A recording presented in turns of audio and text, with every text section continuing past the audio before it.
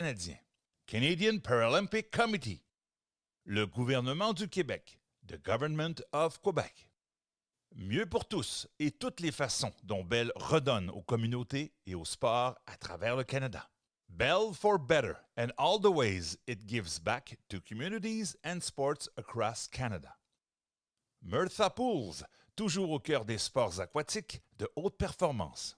Murtha Pools, always at the heart of high-performance aquatic sports. La Société de sauvetage du Canada, votre partenaire de confiance en éducation aquatique et en prévention de la noyade. Life Saving Society Canada, your trusted partner in aquatic education and drowning prevention. I have a disability, but I'm not fragile. My first big hit was a rush. It made me feel alive in a way only sports can. Because of partners like Bell, I get to feel it on the world stage. And now I get to share that feeling with the next generation.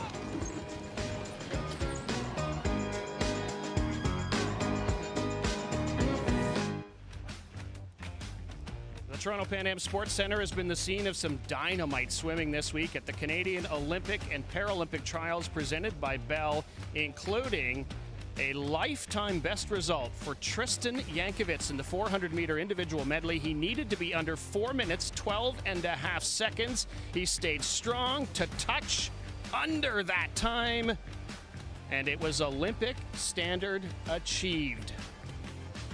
Welcome inside and poolside. Rob Snook alongside Byron McDonald. We're gearing up for night 3 of the trials, but Byron, we need to look back at night 2, the men's 100-meter backstroke.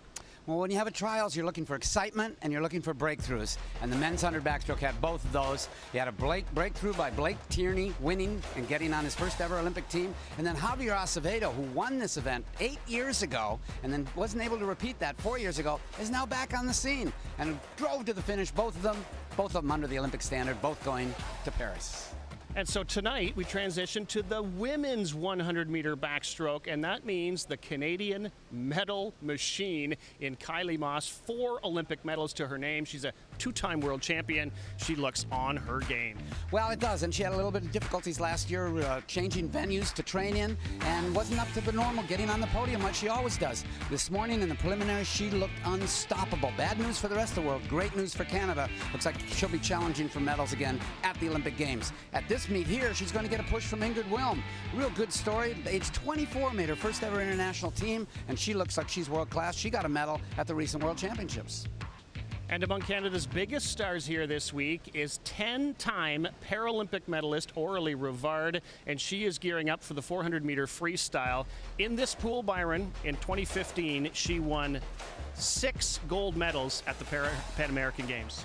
Well, and she is a star. There's no question about that. We get to see her in the 400-meter freestyle. This is an event that she set the world record and won the gold medal in Tokyo. So quite a treat to be able to see her in the water.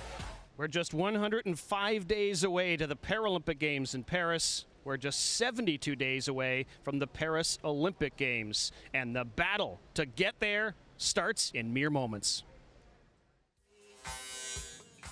We direct your attention now to the start end of the pool as we present our Victor Davis Awards. Victor Davis was one of the first Canadian athletes to tattoo the maple leaf over his heart. A native of Guelph, Ontario, Victor won 4 Olympic medals for Canada. That includes gold and a world record in the 200-meter breaststroke at the Los Angeles 1984 Olympic Games. Nous allons maintenant décerner les prix Victor Davis. Victor Davis a été l'un des premiers athlètes canadiens à se faire tatouer la feuille d'érable sur le cœur. Originaire de Guelph, en Ontario, Victor a remporté 4 médailles olympiques pour le Canada.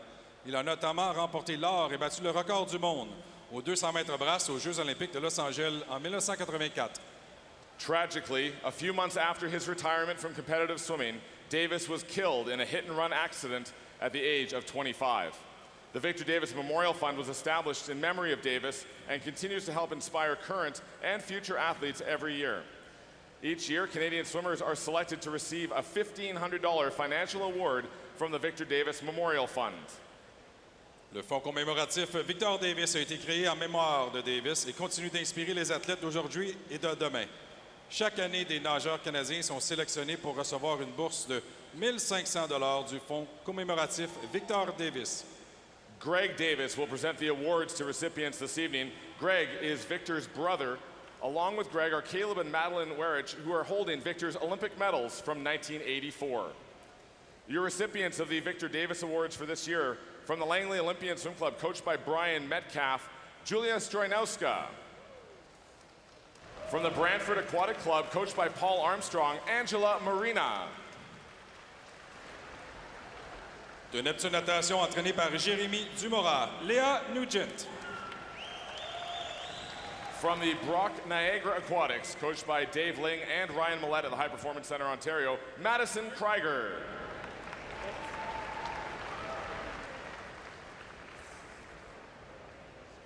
From the Uxbridge Swim Club, coached by Sarah Steinke, Chloe Walker. From the Kelowna Aquajets, coached by Mark Tremblay, Kelly Choi. De Cabo, entraîné par Claude Saint-Jean, Antoine Sauvé. De Neptune Natation, entraîné par Christelle Roy-Lécuyer, Timothée Barbeau. And from the University of Calgary Swim Club, coached by Carl Simonson, Nicholas Duncan.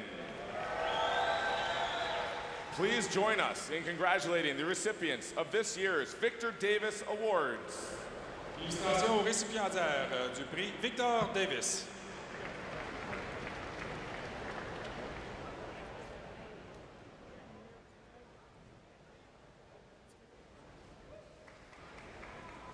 Once again, congratulations to our Victor Davis Award recipients for 2024.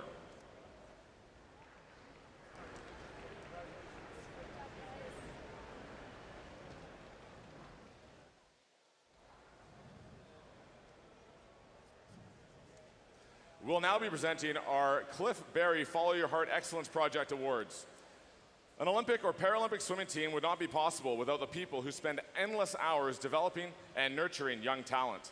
The Clifford Barry Follow Your Heart Excellence Project recognizes individuals who demonstrate love and passion for the sport with emphasis on the development of swimmers from grassroots to national and international levels.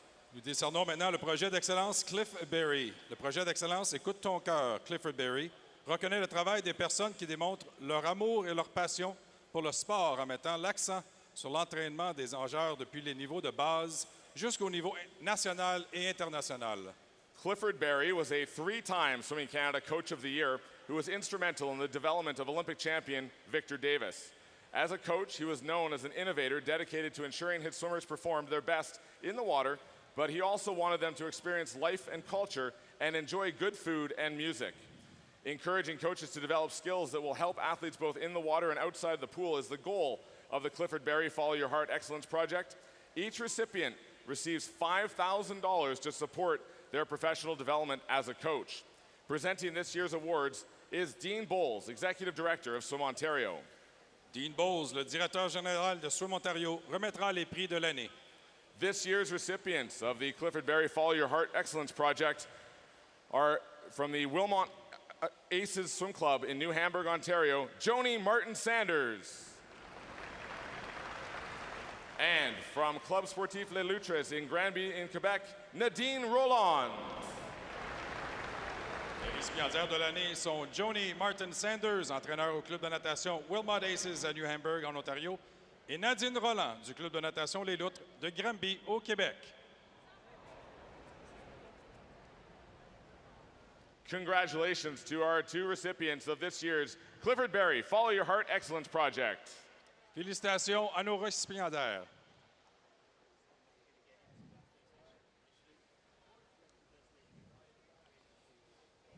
We'd like to recognize that the land we are standing on today is the traditional territory of many nations, including the Mississaugas of the Credit, the Anishinaabe, the Chippewa, the Haudenosaunee, and the Wendat peoples, and is now home to many diverse First Nations, Inuit, and Métis peoples. We also acknowledge that Toronto is covered by Treaty 13, signed with the Mississaugas of the Credit, and the Williams Treaties, signed with multiple Mississaugas and Chippewa bands.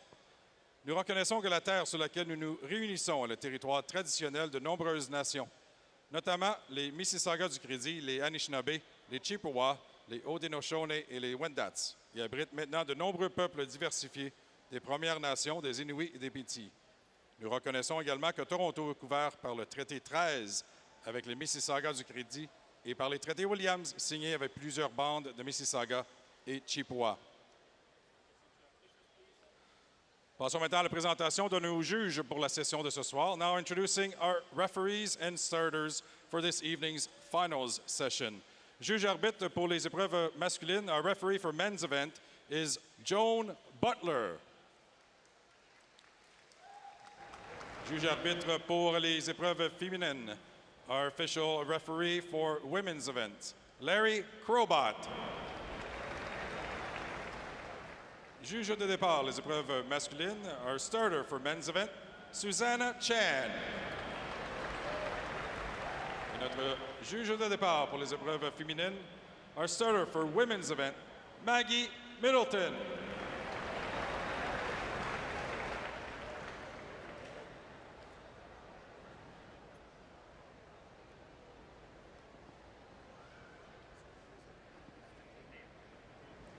At this time, we now ask everyone to please rise if you are able and join Sofia Liendo in the singing of our national anthem. Veuillez vous lever si vous le pouvez et joignez-vous à nous pour l'interprétation de l'hymne national, Sofia Liendo. Oh, Canada, our home and native land, true patriot love in all of us command. Car ton bras sait porter l'épée, il sait porter la croix. Ton histoire est une épopée des plus brillants exploits. God, keep our land glorious and free. Oh, Canada, we stand on guard for thee. Oh, Canada, we stand on guard for thee. Sofia Liendo with our anthem this evening. We're now going to go down on deck with our host for this evening, Sandrine Mainville.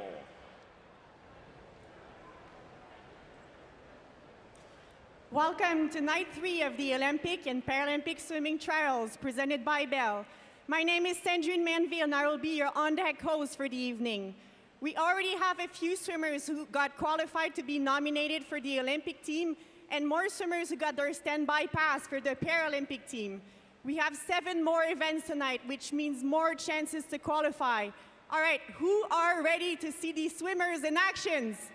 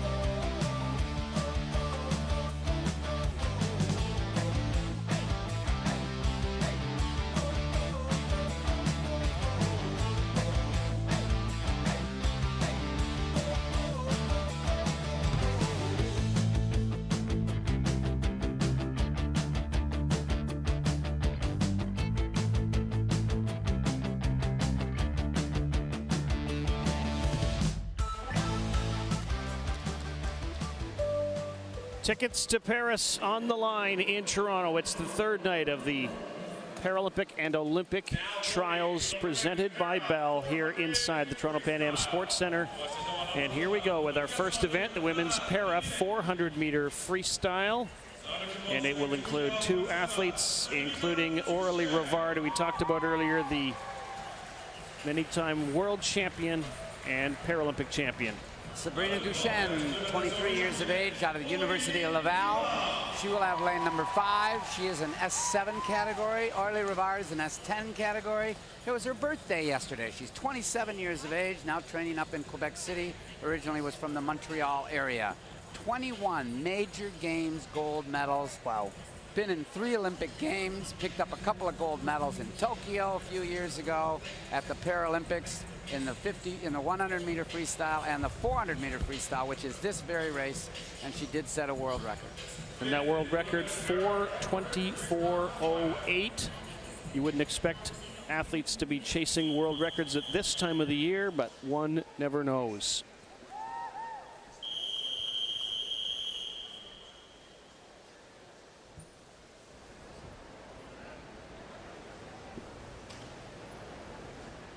Aurélie Rivard on the left wearing the blue. Sabrina Duchesne on the right in the red. And we are underway. 8 lengths of the pool. Women's para 400 free. Again, the 2 categories. S7, that is Duchesne in lane 4, and Rivard, or at least in lane 5, and Rivard is in lane 4, and she's wearing the red, and she is the world record holder in the S10 category. So the way it works when you have mixed category swimming is there still are different goal times to be able to make and qualify for the Paralympics. So for example, in the S10 for Aurélie Rivard, she must go under 4:47.98. The fact that she was 4:38 this morning means that she's probably going to have no problem reaching that standard. But an S7 category athlete has to go almost a minute slower, 5 minutes and 38 seconds to qualify for the Paralympics. And Duchesne this morning was 5:30.2, so she too was under that required time in the preliminaries, but they're going to try to do it again here in the finals. It's an 8-lap race. In her world record swim, Aurélie Rivard hit 100 meters in 1:04:04. She is about a second and a half beyond that right now. And that would be expected because she knows she's going to qualify. She knows her time is easily within the, even her training time would be within that cutoff time. She's so elite. Therefore, she'd be holding back. Duchesne is a little bit closer to that time, so she's probably going to get a little bit closer to her best time. But just Rivard, very good technique, very good stroke. And so this will be like a training workout for her. She'll be saving it all for Paris. That's where she'll be laying it on the line and trying to get back down to her best time. It's a very different way to prepare for the games, isn't it, Byron? It reminds me of a few years ago when some of the Canadian Olympic swimmers were pre-selected. They could prepare a little bit differently for the games. Well, and now it's always a discussion. Do you want to prepare different? Do you want to be able to swim through this particular time and have a 6 or 9 month lead up to a games? And in the 90s and early zeros, that was the philosophy of Swim Canada. If you were a medalist from the World Championships the previous year, you'd get quote-unquote a bye onto the team. But nowadays, it's basically one-shot deal. You got to do it at this competition. What you've done in the past doesn't matter a hoot. And we saw that in the women's 200 freestyle able-bodied the other day when Penny Alexiak, who was an Olympic silver medalist, finished 9th in the race. So she so far has not made Canada's Olympic team because she's got to do it today, or this week I should say, and she hasn't done it yet. So 2:16:32 for Aurélie Rivard halfway through this 400 meters. Again, these athletes racing against the clock, racing against the world rankings in their own discipline. And it's not so much about racing each other, but they would obviously want to, show better than they, a personal best would be dynamite, a lifetime best. Well, and one of the interesting caveats here is that Canada has allowed 22 spots, according to past results, et cetera, at the Paralympic Games, 15 women and 7 men. So the fact that somebody goes under the standard, if there's more than the 15 women or 7 men, then they have to start world ranking them, and somebody who made it might not go. So you've got to get to that threshold, and then the closer you are or the further you are ahead of that threshold, the better chance you have of being in one of the 15 women and 7 men that are going to advance. This woman, of course, is going to have no problem at all. She was the flag bearer for Canada at the Rio Paralympic Games because of her stellar performances there. It's 300 meters in 3:26.14. A little off her world record pace, but as Byron mentioned, she is pacing herself for Paris, and you can judge her after the Paris Games end in the second week of September. Well, she has been the female Paris swimmer of the year for Canada 6 times. That's how dominant this woman has been around the front. She trains up in Quebec City now, I mentioned, with Marc-Andre Pelletier. He's got a very good, strong para-fold that he coaches up there. Turning with only 50 meters to go. Sabrina Duchesne going the other way. They'll cross actually right about the middle of the pool. And I did say that the cutoff times are about a minute apart, which makes sense. There you can see Duchesne. Now, Duchesne actually comes from St. Augustine, Quebec, which is way up in northern Quebec by the Newfoundland and Labrador borders. But they do have a training center now, a national center in Montreal. And in Laval, there's a lot of swimmers. That's where Duchesne is. Here comes Rivard. She went 4:38 this morning. Where's she going to be here? She's going to be quicker by 5 seconds. 4:33.64 for Aurélie Rivard. That's what you want to see. Improvement from the morning swim to the final, and now in the final 50 meters here, Sabrina Duchesne, she hit 350 meters at 4:43.60. This morning, she went 5 minutes and 30.24 seconds. She might be on pace to beat that. Definitely should be able to get around 5:20, I think, 5:24. Again, another breakthrough, and again, trying to get under that qualifying threshold and get as far under it as you can to make sure you're going to be one of those 15 women.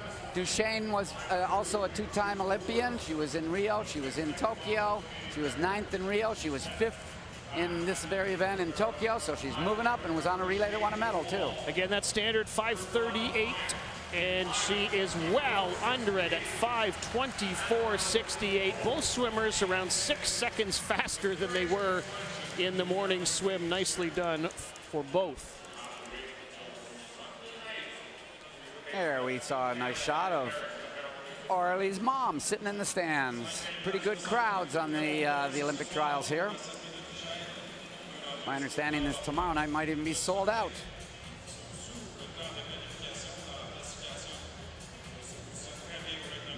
Right next to us here in the booth is Radio-Canada, and their announcer is Benoit Huot, a 9-time Paralympic gold medalist. There's a happy mom.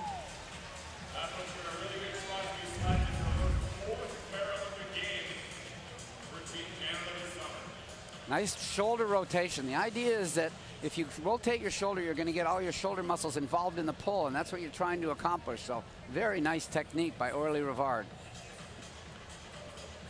4 minutes, 33.64 seconds for Aurélie Rivard, the 10-time Paralympic medalist and 6-time world champion. Has all but punched her ticket to Paris. That's right, and recent birthday girl yesterday. That's right.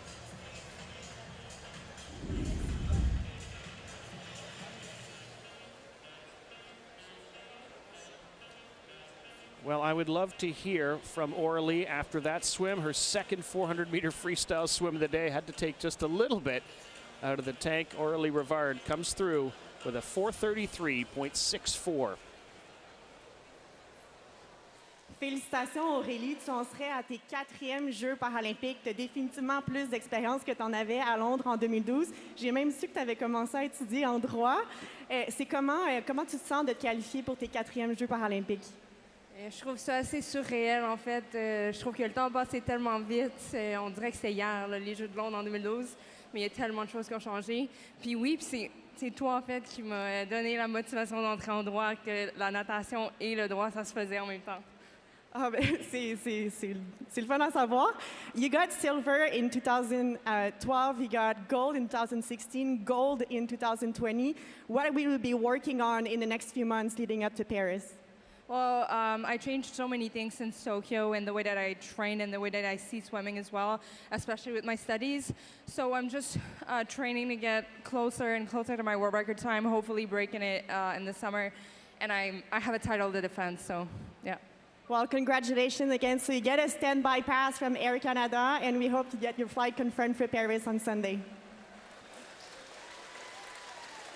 Well, I wouldn't bet against her, Byron. Aurélie Rivard, as she's getting better and better and closer to her own world record time in that S10 category. You never know who's you know, going to be challenging you from other countries, so you got to be on top of your game. And Mom will be cheering, that's for sure. Good for her.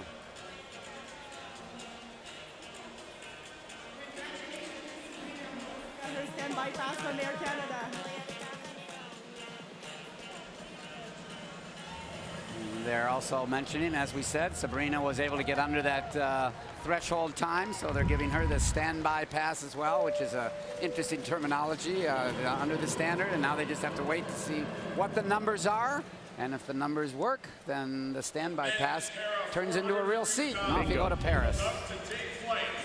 And the next event in the pool, the men's para 400-meter freestyle. And this is different because this is all three athletes in the same category, S8. And so it truly is one who touches the wall first wins. Zach Zona is 25 years of age from the Waterford, Ontario area.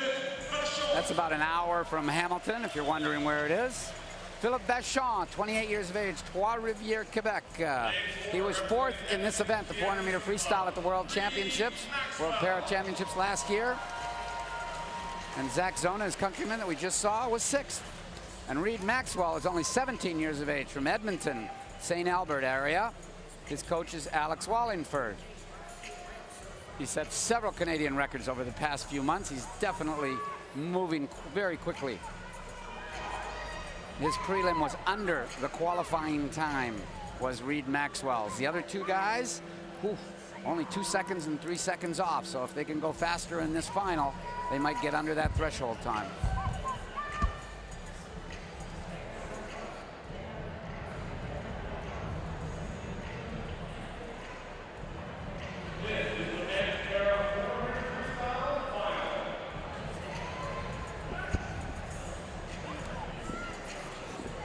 Canadian record in this event is held by the man in lane number 4, Reed Maxwell, at 4:33.15. And that is just a little bit faster than he went earlier today. He set that personal best last month at the European Open in Portugal when he finished in 4th place.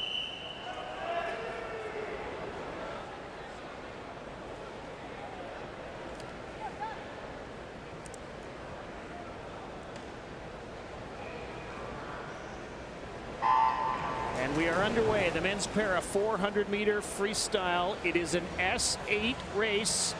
In lane 3, closest to the camera, Zach Zona. In lane 4, Reed Maxwell. And in lane 5, Philippe Vachon, 4th at the World Championships last year. But taking the lead quickly is Reed Maxwell. He had that impressive 4:34.6 time this morning.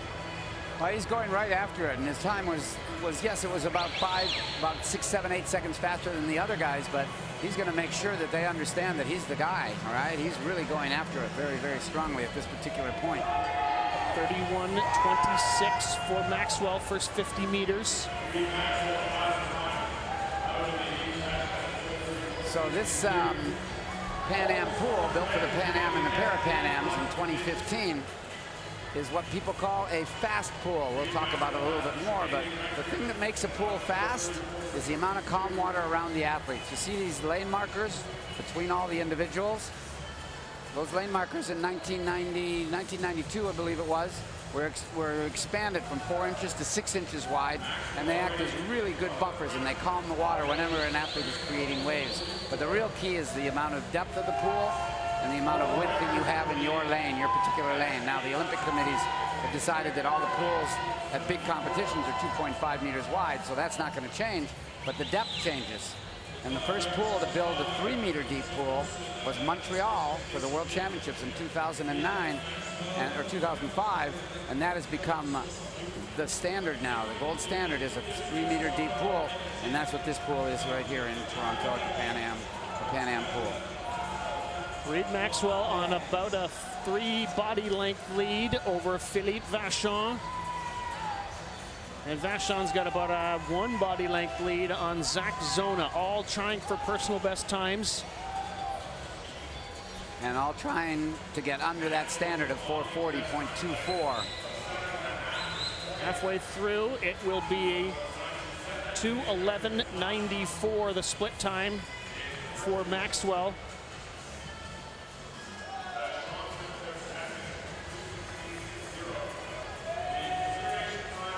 mean, they're on pace. They're going to be a little bit close. Vachon, if he can keep this pace up, is going to get under that standard probably. Zona's probably the guy in lane 3 and 3rd spot is probably going to have to pick it up a little bit to get to that time, but we'll see.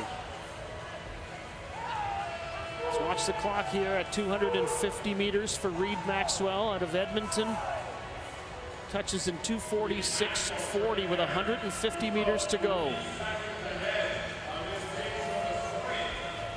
So he is well ahead of his morning pace when he was just outside the Paralympic qualifying standard.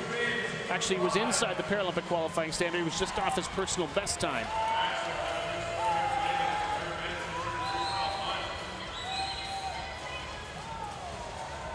He swims with the Edmonton Keano team, which trains at the Kinsman Aquatic Center in Edmonton, which is also, like this pool, a Games legacy pool for the Commonwealth Games in 1978 and the World Student Games a little bit after that. He hit 300 meters in 3:20.94. He is trying to better his personal best time of 4:33.1. Lots of good things to like about this swimmer, Byron. Reed Maxwell, 16 years of age. Already having competed internationally at the European Open in Portugal last month. A 4th place finish there, setting his personal best. And it looks like he is on pace to be really close to that again. 3:55.05. And that would be a new Canadian record if he could do it now. Back in 2nd spot, you can see Mr. Vachon and Zach Zona.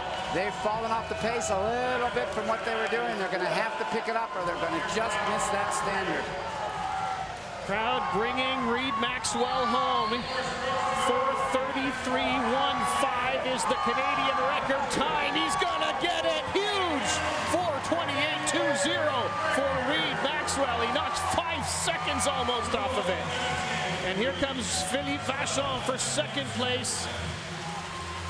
He's going to come through in 4:40.8. That's right around the Paralympic standard.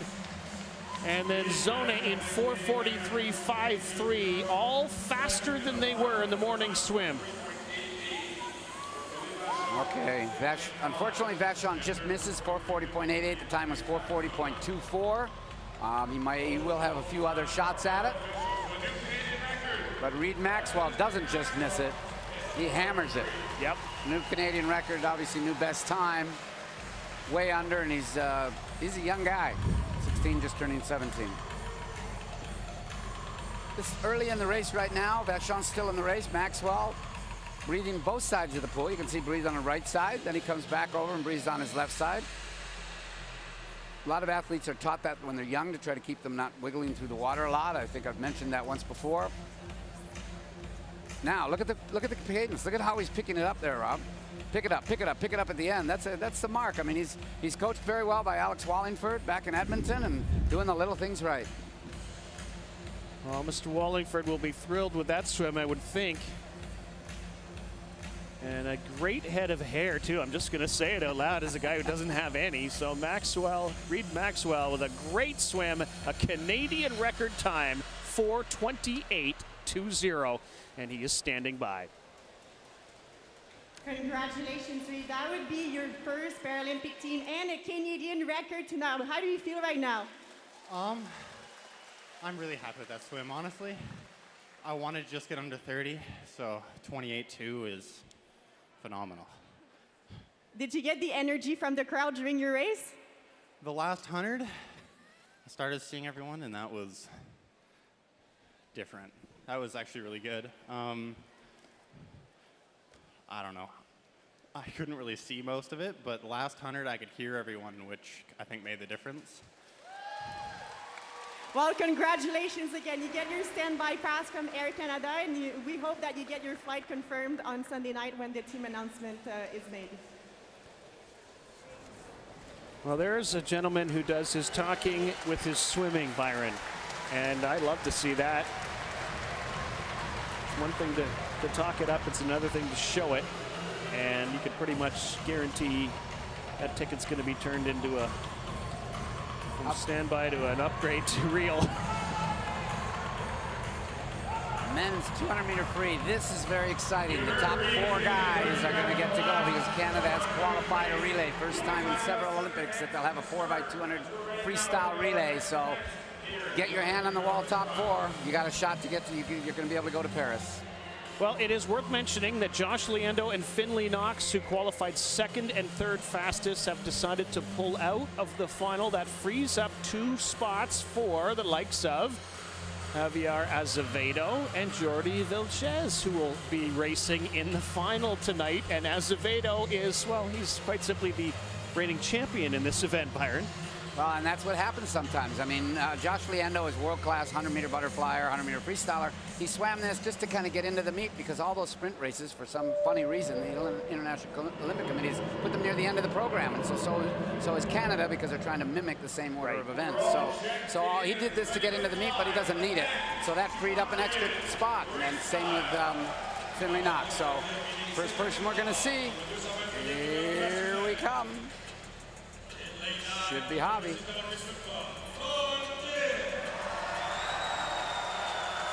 And it looks like we have a last-minute change. Javi has pulled out. Leon Kim. Now, this is the future of Canadian freestyle swimming in the sense that he's very young. Fastest guy ever under 1 minute and 50 seconds. So he'll have lane number 9. Last-minute change. Jordi Vilches will have lane number 0, 18 years of age from Barrie. He was 6th in the 400M. Antoine Sauvé, 18 years of age, from Chemo, the club in Montreal. He was on a World Junior team that won a medal. Tristan Yankovic, the man we saw with that breakthrough swim in the 400-meter individual medley. He's already been named to the team for Paris. He's from Guelph. Philip Sensemerchik, also an 18-year-old from the Toronto area. His family splits their time between Toronto and Switzerland. He was on the World Junior team as well. Ethan Eck, only 17 years of age, from Tallahassee. He was 4th 2 days ago in the 400-meter freestyle. His parents met on a volleyball team when they were in university in British Columbia. Call me doctor. Jeremy Bagshaw just graduated from medical school, looking to start his practice in the Western Canadian area. Lauren Wigginton, 18 years of age, Calgary athlete, moved to this pool to train for the last year in preparation to try to make the Olympic team. Alex Axon from Newmarket trains in Markham Aquatic Club. His club is Markham Aquatic Club. He was in the Pan Am Games where he made the finals. Your fastest qualifier, doing his best time by over 1/2 a second in the preliminaries. Patrick Hussey, 23 years of age, 6'1", from Beaconsfield, a suburb of Montreal, swims out of the Pointe Claire Swim Club when he's at home. 8 of the 10 gentlemen in this final, actually 9 out of the 10 gentlemen in this final, did their best times in qualifying. That's huge, and I think that's all because of the motivation that they know 4 guys are going to go. In the past, Canada didn't have a relay, and people would actually not even race this race and save for other races. Now there's a chance to go, so these gentlemen have really stepped up this year. Everybody doing best times. It's great to see. It's a giant step forward for Canadian freestyle. This is about the relay because the Canadian record is actually, or the Olympic qualifying standard is actually faster than the Canadian record. But who knows? Here we go. The men's 200-meter freestyle. What happens in this race? What happens in this race is the guy that's got the last 15 meters and can put it into another gear, those are the gentlemen that are probably going to get to the finish ahead of the others. So leading in the front doesn't necessarily mean anything unless you can separate yourself. And that's Patrick Hussey trying to prove that right now. Great start. He's got very good underwater turns.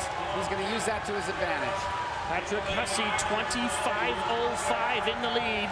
He was fastest this morning, and beside him on his left side is Lauren Wigginton, who is going after another shot and trying to punch a ticket to the team.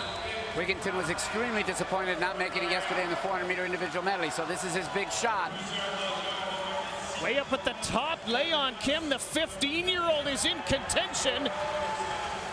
Will he have the power to come home? He's obviously much younger than these other guys, doesn't have the musculature, but he is certainly a very good young prospect.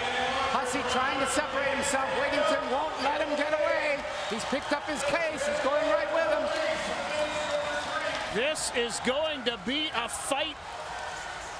Let's see where we are at the 150 mark. Hussey was leading. And it is Wigginton in the lead at 120.20, just a slight lead. What a battle.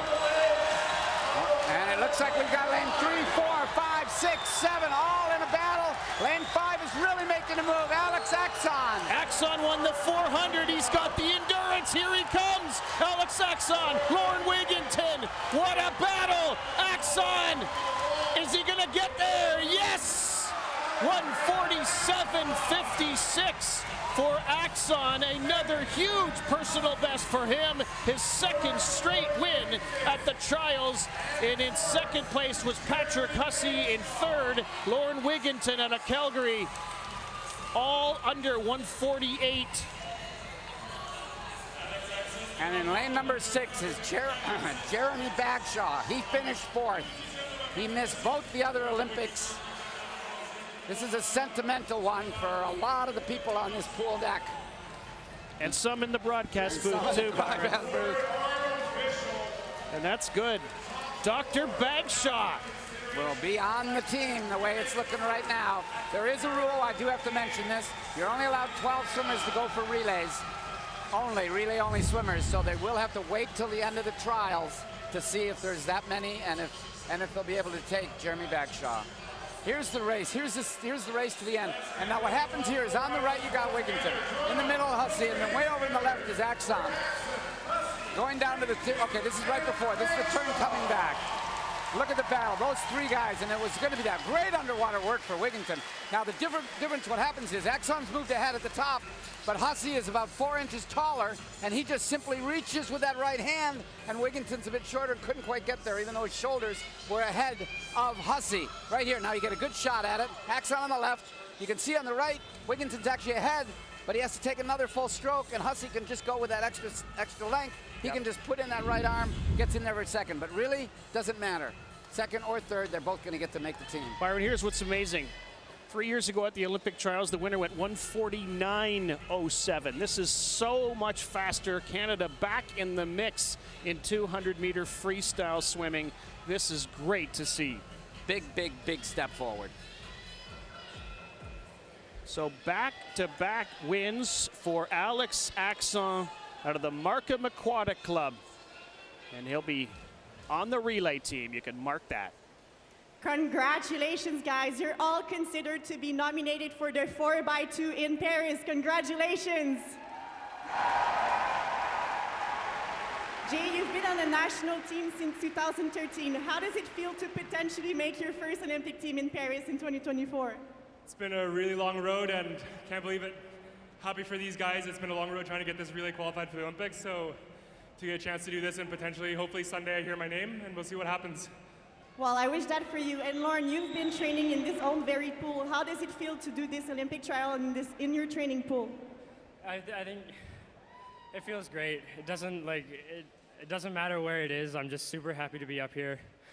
After last night, I was a little hurt, but got back up and I swam well, and yeah, it feels good. Patrick, that was such a close race. What did you think in the last 50 meters? Just get my hand on the wall and do the best I can. It was fun racing these guys. We all did great, so I'm really happy. Well, congratulations. And Alex, you won the 400 freestyle on Monday. How did that 200 feel for you tonight? It was incredible. I'd just like to thank everyone for coming out tonight. It means the world to us athletes that are performing. So thank you guys. This is incredible. Congratulations, guys, and we wish you all the best for Sunday. Alex Axon, Patrick Hussey, Lauren Wigginton, and Jeremy Bagshaw in that 4x200-meter mix of the relay for Paris this summer. Well, as Jeremy Bagshaw said, he's been on the national team for 10 years, and he said, we've been trying to get this relay to an Olympics for a long time. All right, we turn the page quickly to the women's 100-meter backstroke final. And this will include some big names like Kylie Moss, the 2-time world champion, 4-time Olympic medalist, alongside Ingrid Wilm, who was a bronze medalist at the Worlds just 2 months ago in Doha. Well, when people talk about performance on demand, that's what you're asking of these athletes. And Kylie has medaled in every major games for the past 8 years. It's a phenomenal, phenomenal record. Rihanna Liu, only 14 years of age, a newcomer to Canadian competition. The new swim scene, she actually lives in North Carolina. Maddie Gatrell went to the Pan Am Games, was 4th in the 100-meter backstroke. She grew up as a teammate with Kylie Moss in the Windsor area. Daniel Hannes grew up in Newmarket, now lives in BC. Was a bronze at the Pan Am Games with Maddie Gertrell. She won the bronze medal in the 100 backstroke. Ashley McMillan, also out of BC, but Penticton, BC. Now moved to Toronto. She's been training at the National Center here. Was at her first big international meet in Doha at the World Championships in February. Taylor Ruck has been in a lot of big meets. 4 Olympic medals this tall 6'1" woman has. Originally out of Phoenix. Now she's back training down there. Family is out of Kelowna. Madison Krieger, 15 years of age only, swims out of Brock University under Dave Ling and here at this National Center. Delia Lloyd also at the center in Toronto, originally out of the Etobicoke Swim Club. She's 17. Reagan Rathwell had shoulder surgery about a year and a bit ago. Is just coming back. She's out of Ottawa. A standout in high school. Ingrid Wilm, 6'2" out of Calgary. I mentioned she made her first major international team at age 24 and picked up a medal at the World Championships in February.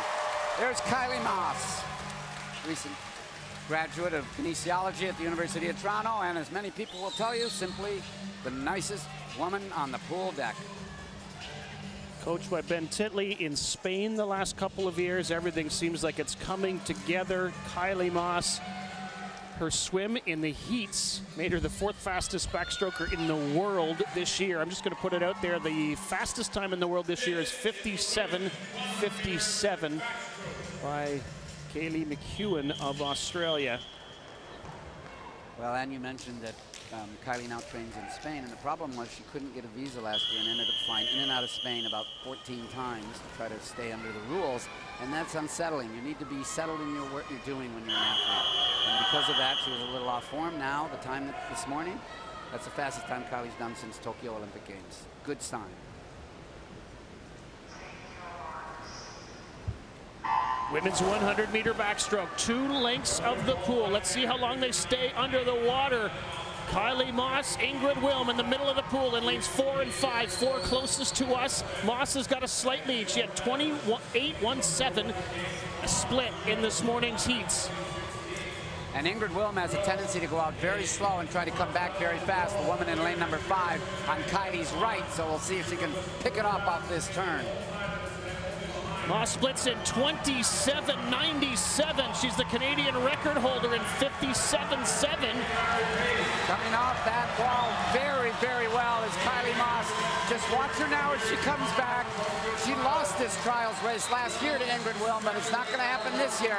Ingrid Wilm trying to get under that standard of 59.99 for second spot. Moss trying to get under her, down near her best time. Watch the clock. 57.7 is the Canadian record. Here comes Kylie Moss. Oh, she's got 57.94, and Ingrid Wilm is under the time, 59.31, and we've got 3 under that standard. In fact, it is Taylor Ruck who comes through.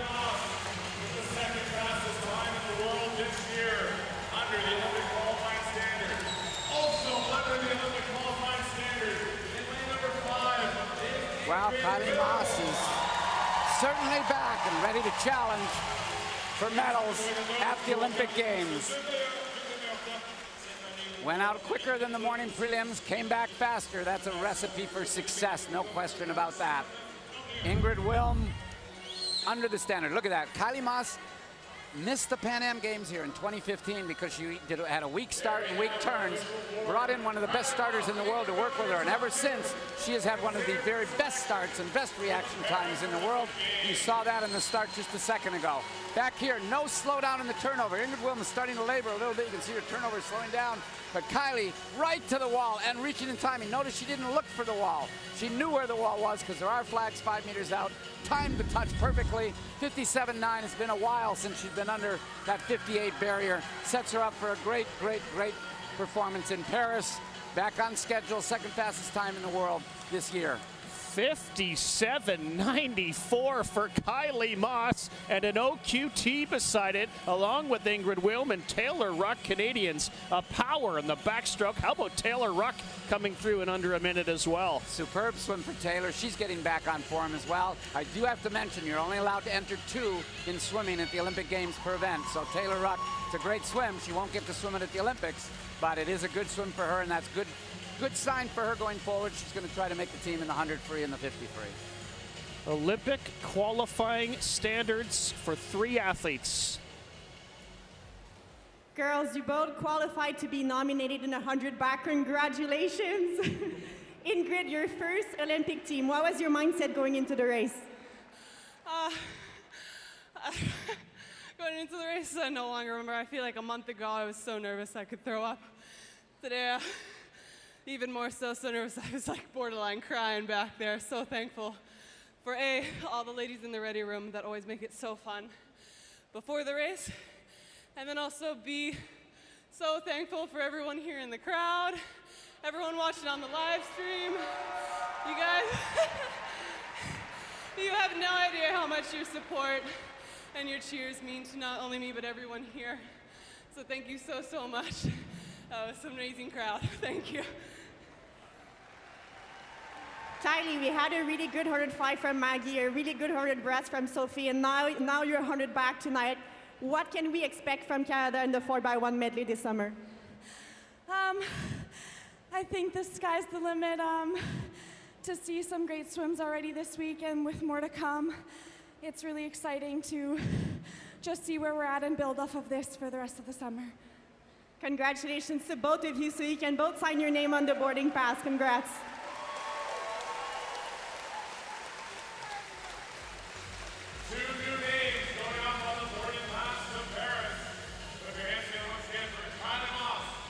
Kylie Moss was a silver medalist in Tokyo in 2021. She was a bronze medalist in Rio in 2016. Who knows what color she'll be in contention for this year.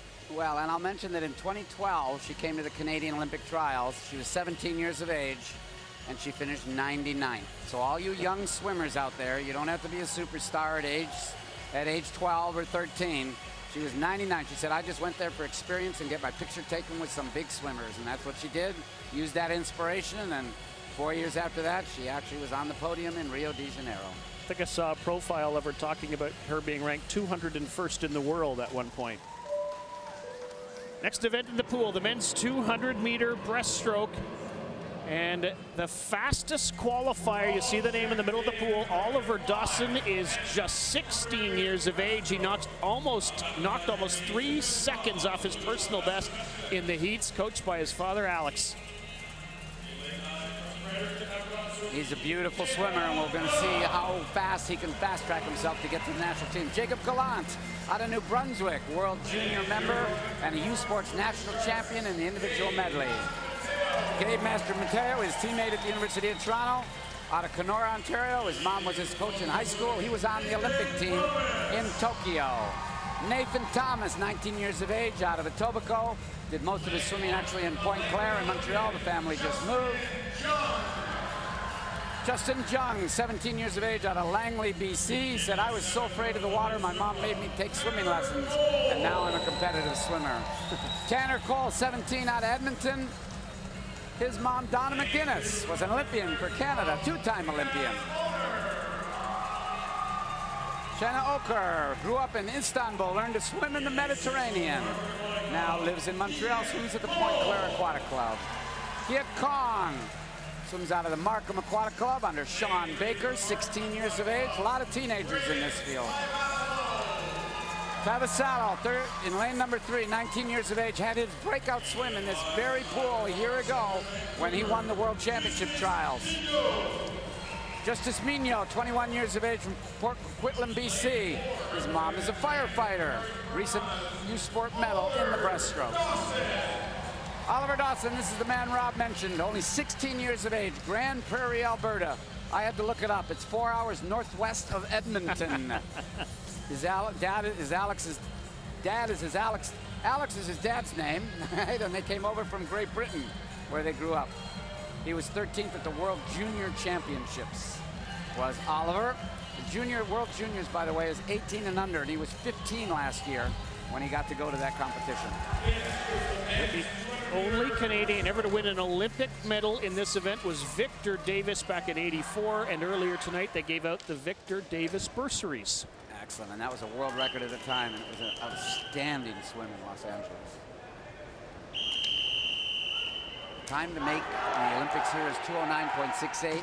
It's a pretty big stretch for most of these guys to get down there. It's 2 to 4 seconds under all of their best times. And we're underway in the men's 200-meter breaststroke, 4 lengths of the pool. Keep your eye on lanes 3, Tavasalo. Lane 4, Dawson, the 16-year-old. Migno in 5, Kong in 6, the other 16-year-old. Migno likes to go out a little bit stronger than the other athletes. I think we'll see that. That's exactly what's happening up in lane number 5. When Tavasalo won this last year, he was way, way behind until the last 50 meters, and then he came charging home.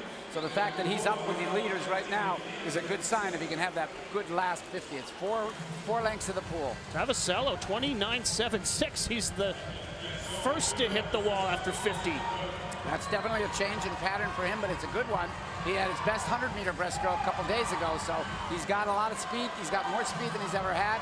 He's got the back end. Maybe he can get down and challenge, because his best time is 2:10.89. It's within about a second of that cutoff time. Right now, it's between Tavasalo and Migno. Tavasalo closest to us in lane 3. He's going to touch first at 100 meters in 1:03.31. Migno at 1:03.8. And you can see it says 33.55 for his split. And that means if he does 2 more of those, that's 1:07, and then he's just going to miss the time. But he might be able to pick it up. That's the goal here. It really is just those 3. The other athletes are not quite in the picture for the medals at this point. Lane number 2 is trying to make a move. Young Sinan Onar. But it really is lanes 3, 4, and 5 at this particular point. Oliver Dawson had a really strong finish this morning in the heats. He is starting to work now well. He's in lane 4 in the first of the yellow lanes. It's still Tavasalo in the lead. Tavasalo won a bronze medal this past fall at the Pan Am Games. Gave him a little more experience. He's trying to pick it up. Notice the cadence. Faster than it was earlier. He's trying to pick it up. Look at Dawson close in the middle here. He had a brilliant close in the heats, and here comes the 16-year-old. Oliver Dawson is challenging for the Canadian title. He's gonna get it! Yes, in 2:12.42. Another huge personal best for Oliver Dawson, just ahead of Braden Tavasalo, who is ahead of Migno. What a blazing finish for Grand Prairie Piranha Oliver Dawson. And he swam the race the way most of the world-class breaststrokers swim now. Very controlled the first 100 meters, pick it up a bit on the 3rd length, and then just open up the floodgates on the last length. The Aussie, we remember watching Stubblety Cook, that's what he does. He's way behind. He was in 7th at the 100 and came smoking home in the last 100 and won the Olympic gold medal. Great swimming, great way to attack the race. Full marks for Braden Tavasalo. He didn't know if he could do the time or not, and he said, I'm gonna go for it, and he went for it, and he ran out of gas. But you know what? Better than a nice even-paced swim that doesn't make it. Go for the gusto, and if you don't quite have it, you don't quite have it, but you went for it. So I think that's great. Here it is. Now look at how far behind. Look at how far behind Dawson is. 1,000, 2,000. He's way back in 3rd spot. Hard to believe that that man back there, underwater just coming up, is now this guy here that's going to come back and win. Brilliant. Well, this morning he went 2:14.2 for a personal best, and he betters that by 1.5 seconds. And then some. Brilliant tactics. I'm going to watch this guy over the next little while as he improves. It's going to be great to see. Well, the Dawson family in Grand Prairie, Alberta, proud of that swim, no doubt about it. Oliver Dawson, the Canadian champ. Oliver, national champion, congratulations, and a personal best by like 5 seconds. How did that feel? Good. So, it wasn't too bad. It was good, yeah. I heard your dad is actually your coach. Can you see him right now? I'm sure he's very proud of you. And I mean, look at this crowd. Could you actually hear the crowd during your race? I could hear the crowd. And do you have other swims later this week? Sorry? Do you have other swims later this week? Oh yeah, I have 200 IM on Friday. Well, good luck with that, and congratulations again.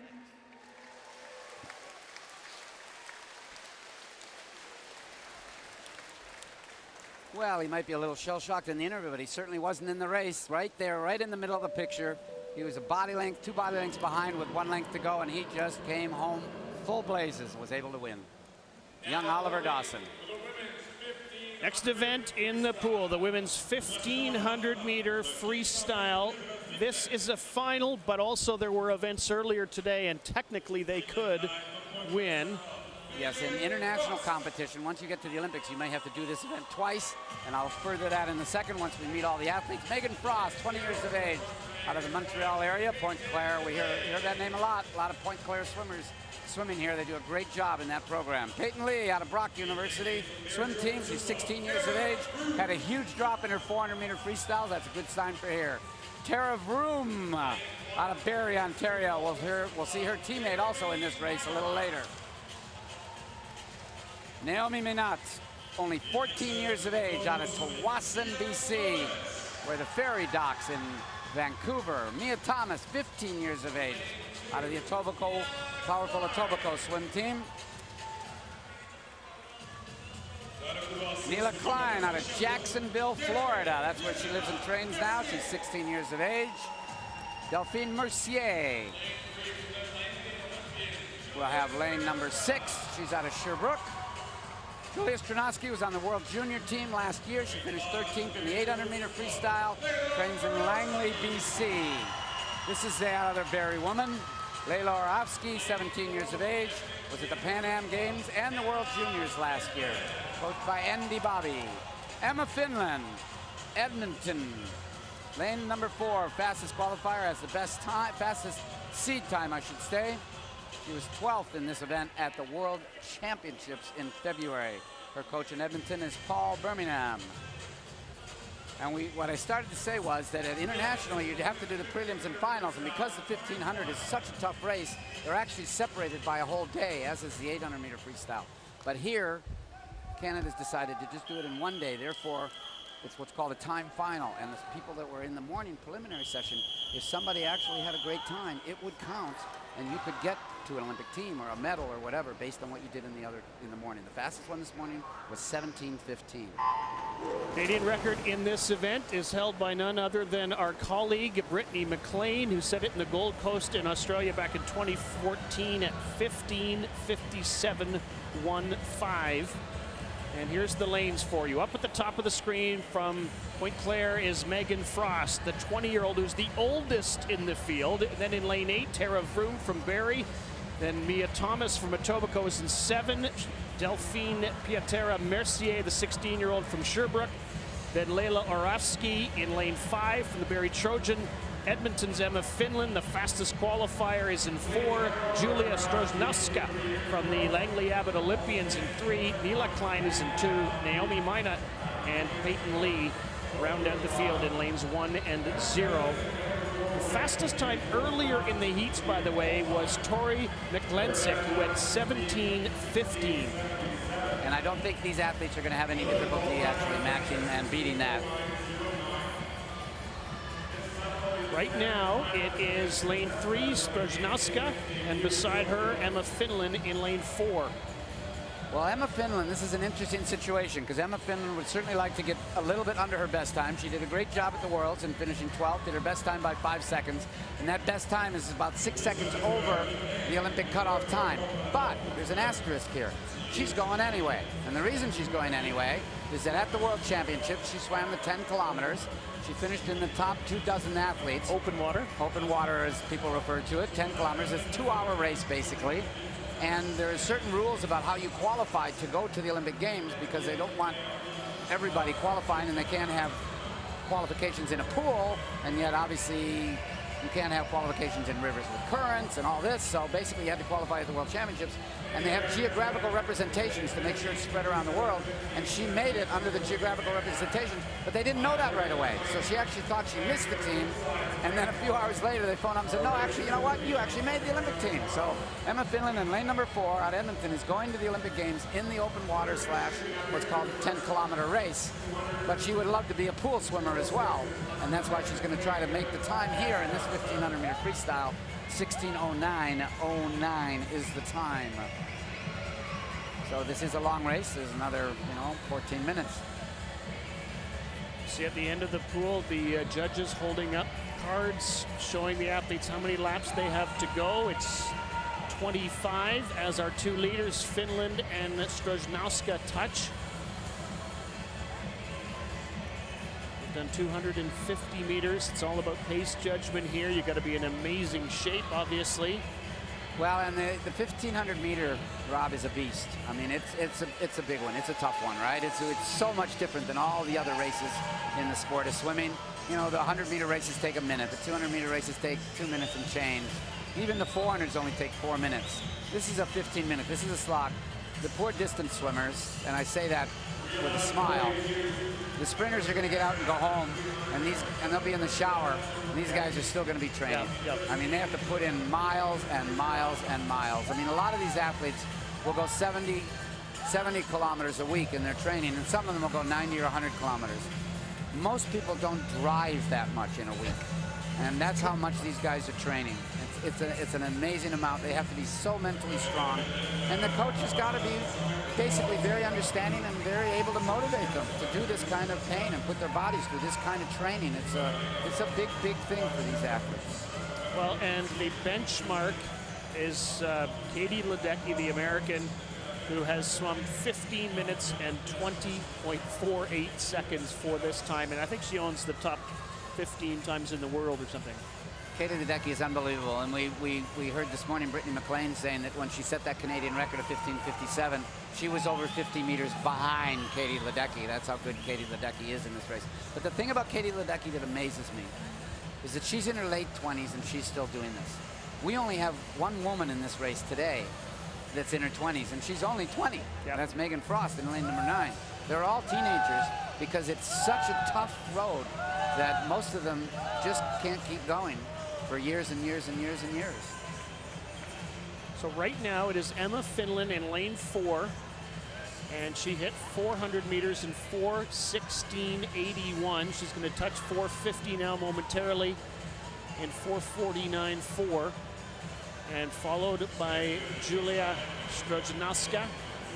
And I'll tell you the third place in a moment. It is Leila Oravsky, who is in lane 5. 17-year-olds. We have a couple of 17-year-olds and a 19-year-old, 3 teenagers all battling here.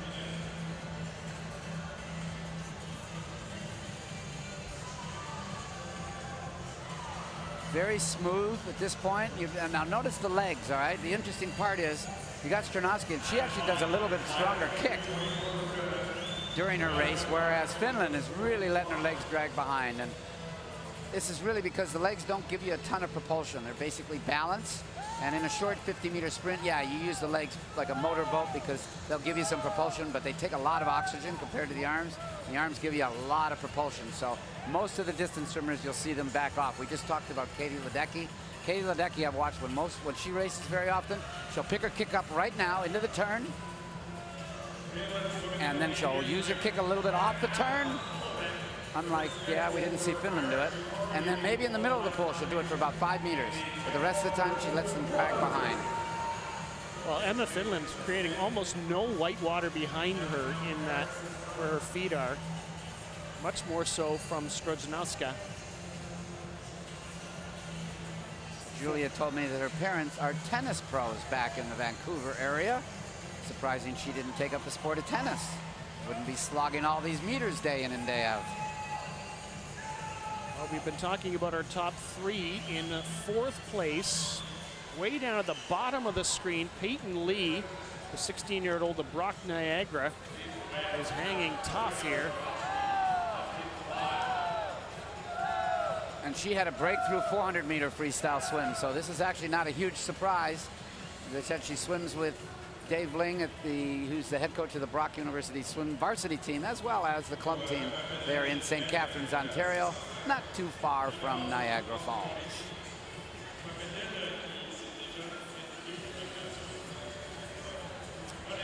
So one of the breakthroughs that came in swimming, and this is a while ago, but when the time started really dropping because the athletes all of a sudden said, hey, you know what, I think we're going to do morning workouts.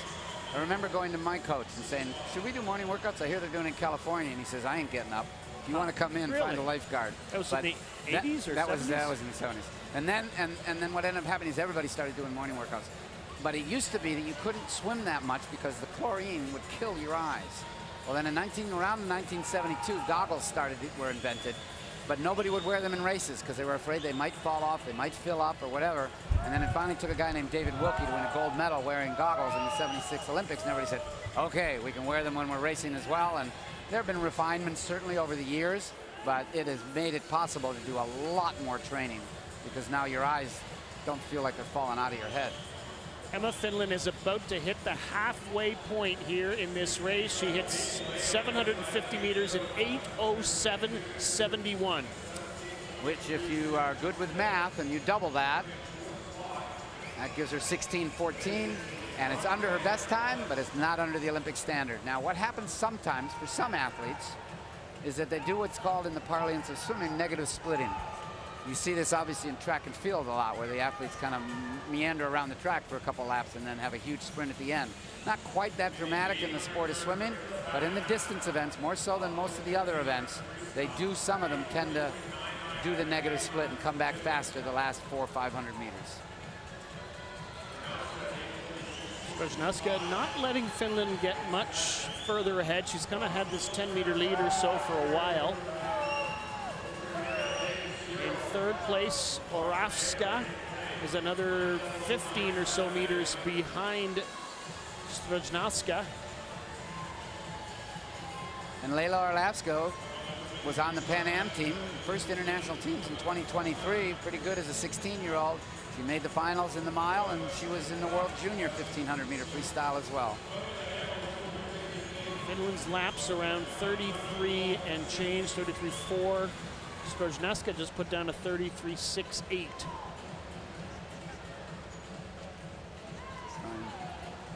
Trying to pick it up and get back on the track. Brzezinska's best time is 16:47, recent best time, I should say. And she's going to destroy that if she keeps this up. Looks really, really good. Again, Finland was at the World Championships, comes in with a seed time of 16:15 and change. She's going to give that a test. That last lap by Finland was 33.3 again. That's been pretty consistent for her, like a metronome. Well, and that's what I remember. There was a Swiss swimmer, but it really could be used for a lot of these swimmers. Is they said she's like an Omega watch, tick, tick, tick, tick, every lap the same, and then your body gets efficient doing that. When you jump up and down by a second here and a second there, your body doesn't know what to do, and all of a sudden it's producing more lactate, less lactate, so it becomes very tough. Stronowski really doing a good job staying in a solid second spot behind your leader, you see in the screen. Finland, there she is in second spot there, Stronowski. Trains under Brian Metcalf at Langley. He's always got a ton of really good young swimmers coming up in that program in Langley, BC. Byron, I would think if you're doing this event and you stick with it into your late teens and 20s, you've got to find a way to love training. Like it's not, you can't be one of the people who hates training. You got to love training. Oh, no, absolutely. And I mean, a lot of athletes like training. They like getting to the pool, but just a little bit longer and more arduous sometimes for the milers. But what I always say to the milers is young sprinter, I mean, in the sprinters, you could train really hard, and another guy with more talent may not train as hard, but they might be able to fake a minute in one sense. They could maybe get up and still do a great swim in a minute. Somebody with more talent than you that doesn't work in a race, beat them. If you can outwork people in longer races, and you can beat people with more talent if they don't put in the work. And so there is a silver lining to put that work in, and you're going to beat some other people.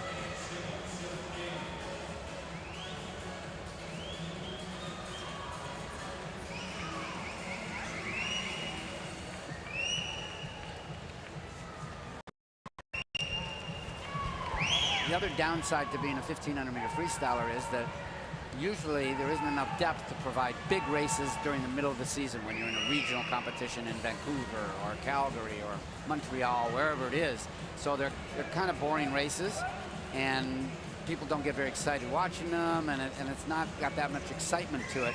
But boy, when you get to the Olympic Games, some of the races that I've seen over my coverage of Olympic Games are some of the very best races at the Olympic Games, because the tension is there for 15 minutes, not just a 1-minute race. You got 15 minutes where the lead changes hands, Somebody tries a tactic. And it fails. That's right, exactly. And then you get somebody like the American Bobby Fink, who was in 4th place with 1 lap to go, and he has a motorboat behind him on the last 50 meters, and he wins the gold medal. Emma Finland's getting ready to touch for 1,200 meters. She also won the Canadian title last year and in 2nd place in last year's Canadian trials.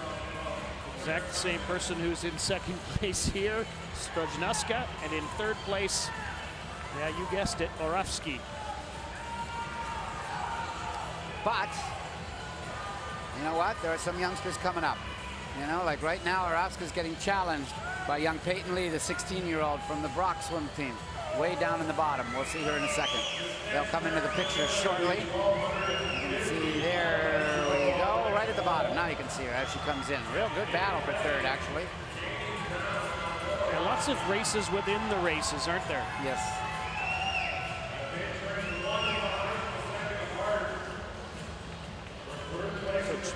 Strojnas, or at least Finland, through 1,250 meters.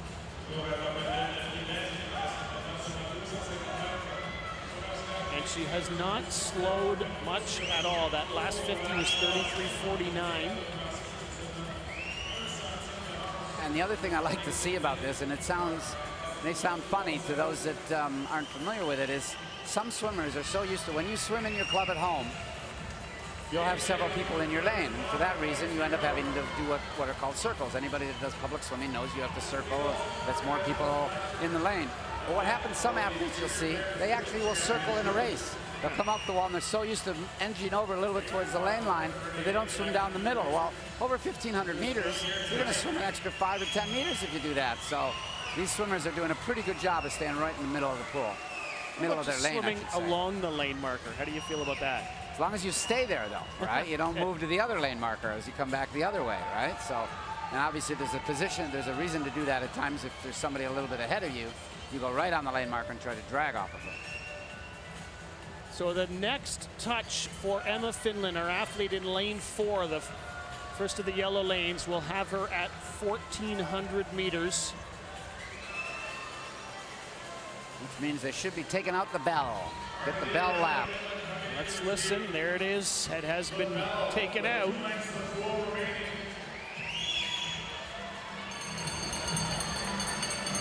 She'll touch. It's less than 100 meters to go now for Emma Finland, who is 12th at the World Championships. 15:22:28. Yeah, so she's fallen off a little bit. She isn't going to get to that Olympic qualifying time. A little over her best time as well. But again, as we mentioned, she's going to the Olympic Games for the open water, the 10-kilometer race. So she's already going, just won't be able to get into the pool in this race.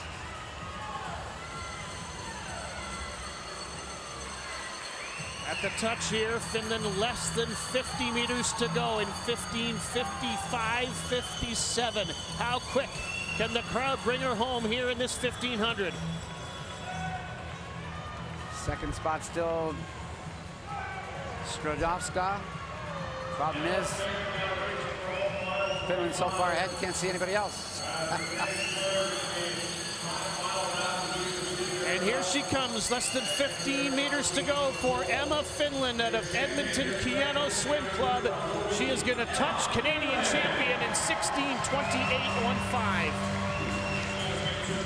Now coming in second place, here comes Julia Strojnowska, the 17-year-old from the Langley and Abbotsford Olympians, and she'll touch in 16:42:99. That's 5 seconds better than she was entered in. And third spot's going to go to the youngster, the 16-year-old Peyton Lee. She's down at the bottom. You can see her down at the bottom. She's past Oravska, who's having trouble the last couple hundred meters. Nicely done, Peyton Lee, with a really strong last few laps. That's 24 seconds faster than her best time. Big drop by Peyton Lee.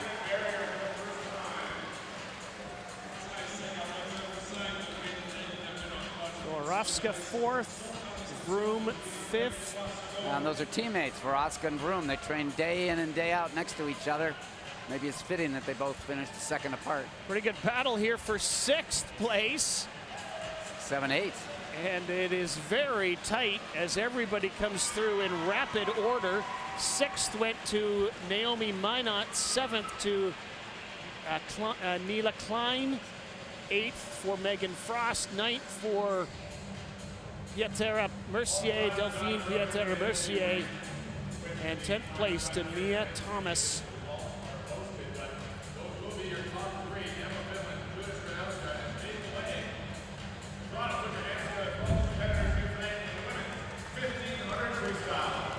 Nice even stroking by your winner. So the interesting part is that when you swim the open water, you've got to be able to swim like that. There's a wonderful sound when you're in the water, knowing you only have 2 laps to go. When you're swimming the open water, not only do you have to swim, in essence, your same freestyle, but you've got to be able to pick your head up and sight and see where you're going. Because there's certain buoys, and obviously it's not a straight 10-kilometer race, all right? There's buoys you've got to go around. So you've got to be able to do that without breaking stroke, without swallowing water. I mean, there are lots of things you have to do. And on top of that, you got to fight your way through. There's other people that are elbowing you and moving. And so it's a tough one. Emma Finland out of Edmonton, 16:28.15, the Canadian champion in 2024. Congratulations, Emma. You did not make the qualifying time, but you're still a national champion. How do you feel right now? I'm a bit disappointed with that race, but it's okay. You did qualify, though, for the open water, so what are you going to be working on for the next few months? Probably just a lot of volume and working on probably the back half of my 15 still. What do you prefer, training for a 1500 or a 10K? Probably 15. Well, good luck for this summer for the 10K. You get to sign your name on the boarding pass for that, so congratulations.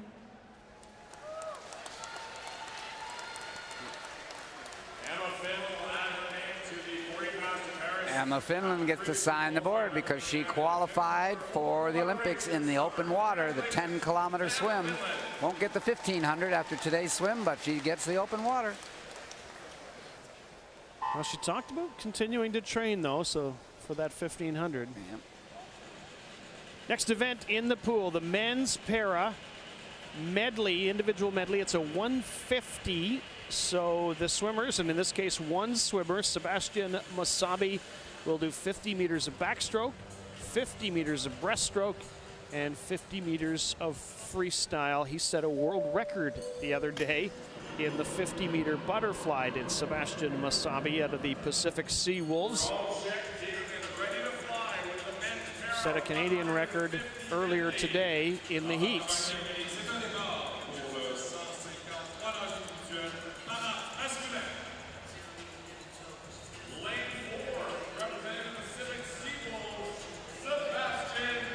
And there are only certain numbers of athletes in certain categories, and some of the categories actually don't have this event.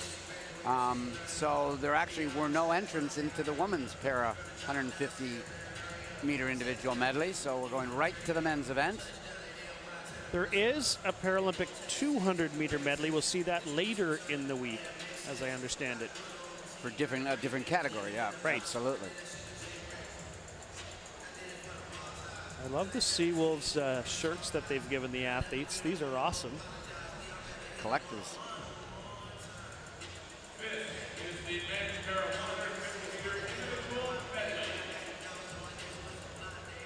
Well, we were talking about goggles and the improvements over the years. Look at these goggles that Sebastian is wearing. We mentioned that the usual individual medley you see starts with the butterfly, but this one doesn't have the butterfly, so it starts with the backstroke. And we're underway. One athlete in this race. He is racing the clock. He is racing his own Canadian record, Sebastian Masabi out of Surrey, British Columbia. And he'll do the 50 meters of backstroke to get started.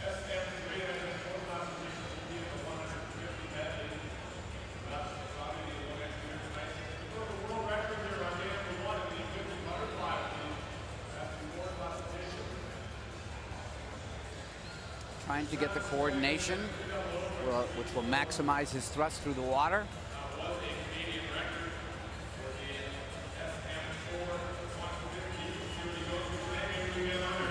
As we mentioned, the Olympic trials were supposed to be in Montreal, at the Olympic pool, which is in the base of underneath the football stadium. It's a giant facility there.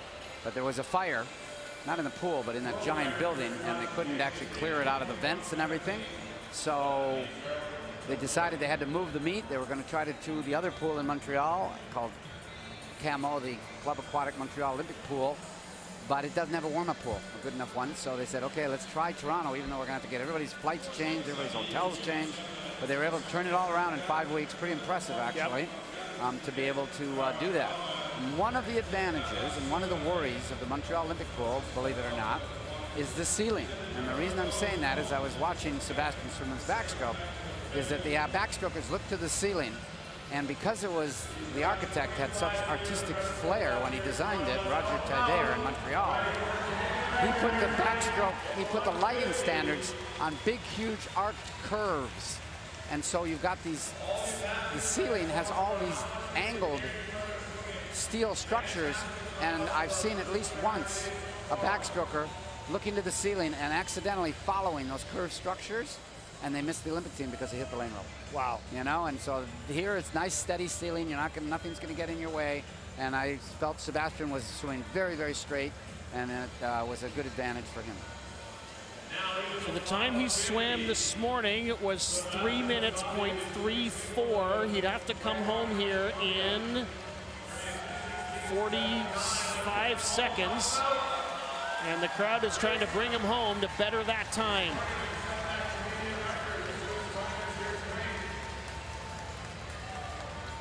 His disability affects his left side of his body. You can see that, so he is doing a lot of work with the right side, the right legs, the right arm.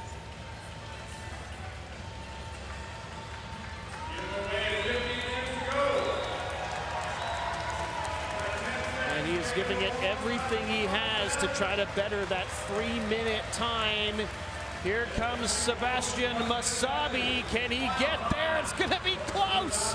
Just outside the time he went this morning, which was a Canadian record, 30, or at least 3 minutes, .75 seconds.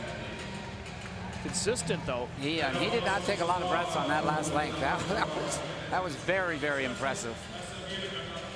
I'm sure his lungs were screaming for air, but he was tough, put his head down, and kept striving to the wall.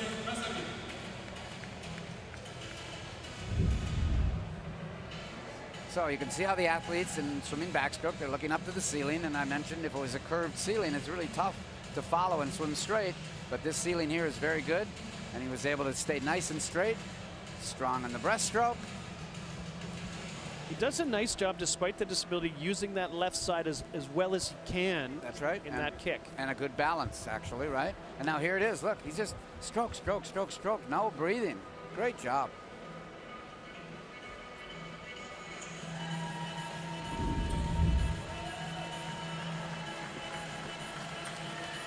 Now the pride of Surrey, British Columbia, a member of the Pacific Seawolves, Sebastian Masabi, with a really strong swim here in front of an appreciative crowd in Toronto at the Pan Am Sports Centre.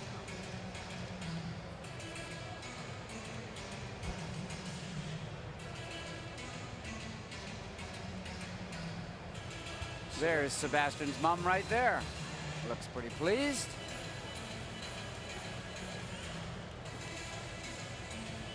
I think we've got hockey music in the arena here, if I'm listening right. I know I've heard that somewhere. I know the playoffs are on, but...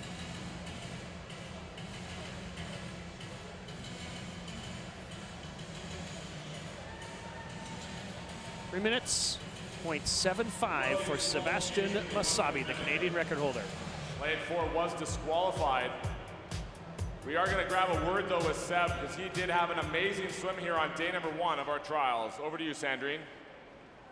Sebastian, you did a world record on day 1. How did that swim feel for you? That felt very good.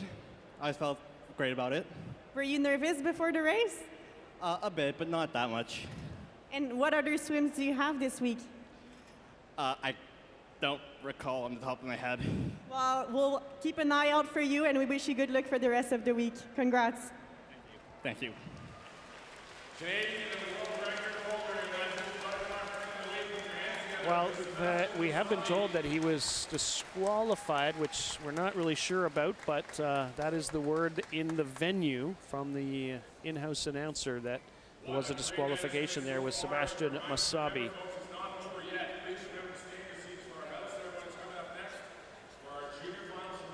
If we get more information on that, we will share that with you, but I don't know if that'll be forthcoming or not.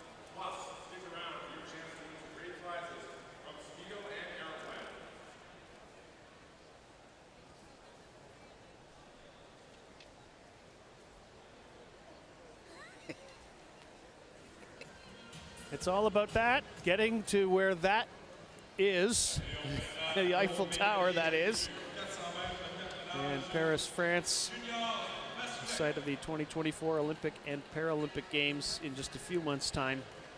And we've seen lots of great performances again so far tonight. Started with an epic swim again by Aurélie Rivard. In the women's para 400 free, a really strong swim by Reed Maxwell. In the men's 400 on the para side.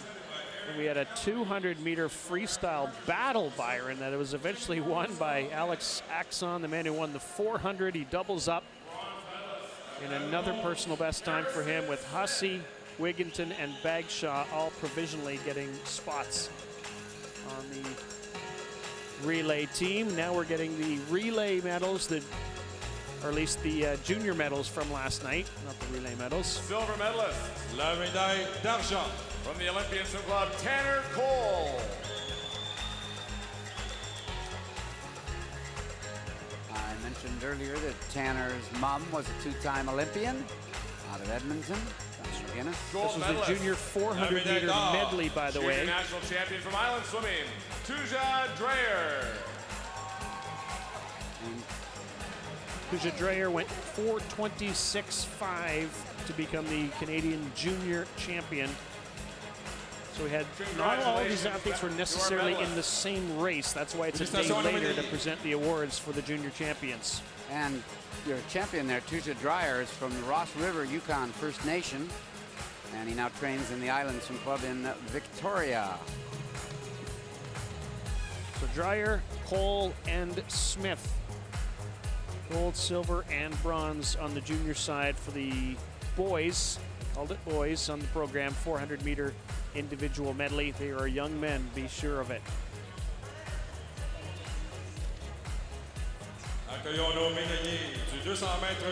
Well, this will be interesting because the next medals to be presented are the women's 200-meter freestyle.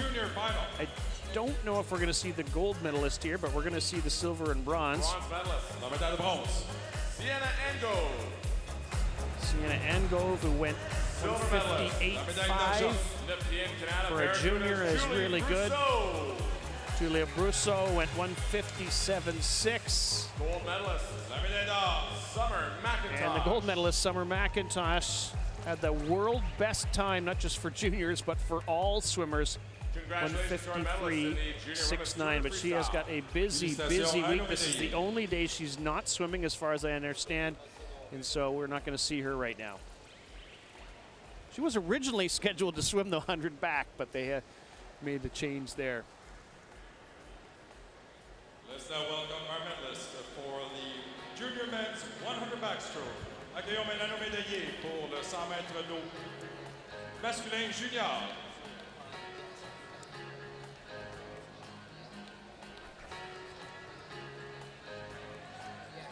And here we go with the junior men's 100-meter backstroke medals.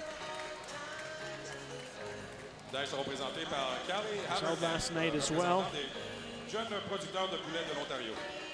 Medals will be presented by Callie Haverkamp, Chicken Farmers of Ontario, Young Farmers Representative. Bronze medalist, La médaille de bronze. From the Cascade Swim Club, Parker Deshays. The Cascade Club, Parker Deshays had a 55.95 time in his 100 back. Silver medalist, La médaille d'argent. from the Kingston Blue Marlins, Benjamin Winterborn. Benjamin Winterborn out of the KBM Club went 55.78, second fastest junior in Canada. That was a big breakthrough swim for him as well. University of Calgary Swim Club. Big, tall Aiden Norman. Bronze medal in the actual race itself. Indeed. And he's a better 200-meter backstroker, so watch out. He could be on the podium again. Congratulations to our junior medalists in the 100 backstroke. Félicitations à nos médaillés. Lots of strength in Western Canada here, that's for sure.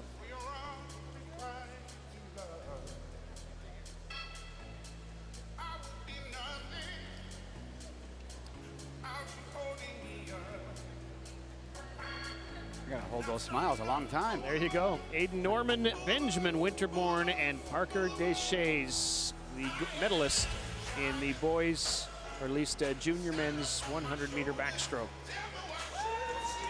Accueillons maintenant nos médaillés du 100 mètres brasse féminin junior. Let's now welcome our medalists for the junior women's 100 breaststroke.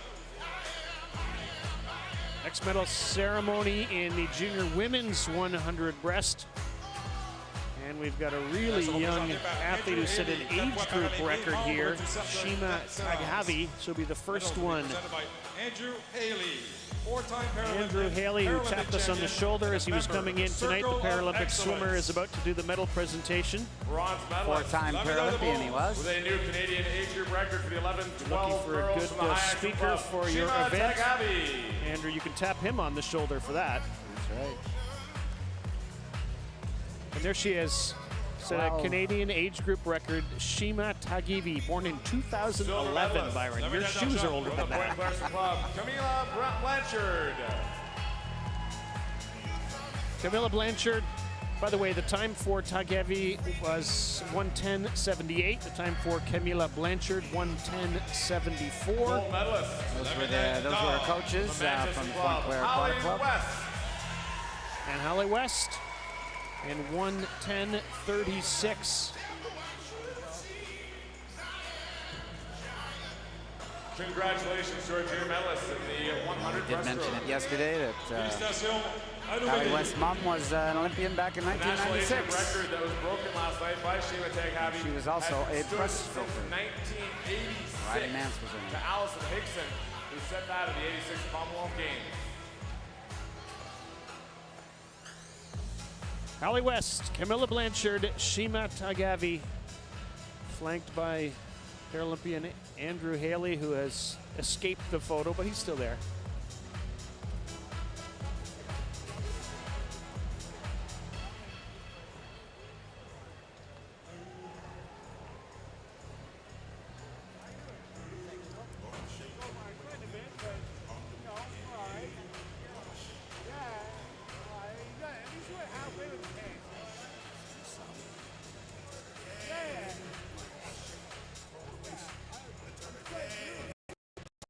Accueillons nos médaillés du 400 livres para-féminin. Let's now welcome our medalists for the Para-Women's 400 free. And here is the medal presentation coming up for the women's para 400 free. We saw Aurélie Rivard, Sabrina Duchesne race there. This is Aurélie standing right there, the three-time Olympian. 21 major games, gold medals. Two in the most recent Paralympics in Tokyo with world records in the 100 free and the 400 free. And a gold medal here in the 400-meter free. And I'm wondering if at the end of Andrew Haley's career, he would have met Aurélie Rivard at the beginning of her career. I think they probably overlapped a little bit. Almost, not quite, I think. I thought you were going to say, could he beat her? I don't know. Aurélie's pretty fast. I was never going to say that. Andrew was more of a sprinter. Butterflyer. And a good one. Accueillons maintenant le médaillé du 400 livres para-masculin. Let's now welcome our medalists for the Para-Men's 400 free.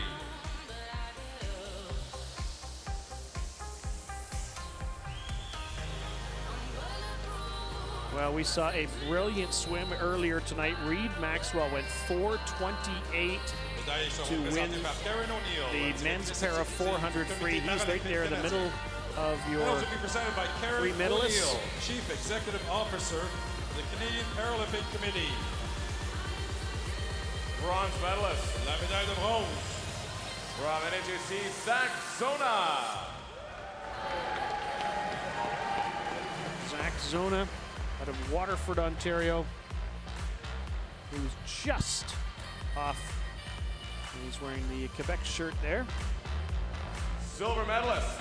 La médaille d'argent, le méga piastres, Philippe Bachon. Philippe Bachon, who was 4th in the World Championships last year, 2nd in this event here tonight. And as you said, just off that Olympic qualifying time, less than 2 seconds. He's from Trois-Rivières, Quebec. Gold medalist. La médaille Bronze d'or. medalist back in the Commonwealth Games in Canadian record 2018. time from Evan Reed Maxwell. What a swim we saw from Reed Maxwell. He just kept ripping the laps and eventually ended up with that 4:28 time. That was a new Canadian record by almost 5 seconds, breaking his own Canadian record that he set in Portugal earlier this season. Starting to peak at the right time.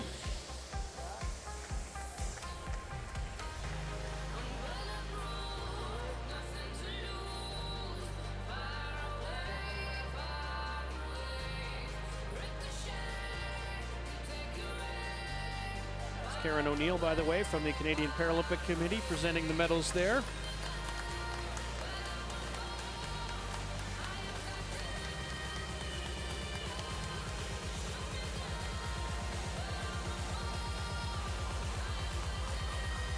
Accueillons maintenant nos médaillés du 200 livres masculin. Let's now welcome our medalists for the men's 200 free.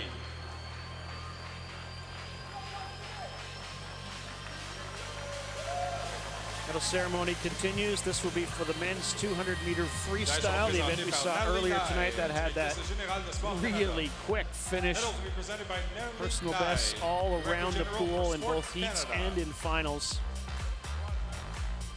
Bronze medalist. La médaille de bronze. High Performance Center, Ontario, Lauren Wigington. Lauren Wigington set another personal best. Second time today. And it looks like he has put himself in a position to be nominated for the Olympic team in the relay. Patrick Hussey led the way for a lot of the race and really put it out there. And you know what? When you've got a rabbit like that, it brings the other guys forward. They might have just fallen back and raced and been conservative, but he pulled them out there, and I think it helped everybody go a faster time, including this man, your gold medalist, Alex Axon. Well, showing it was no fluke in the 400, and he is for real.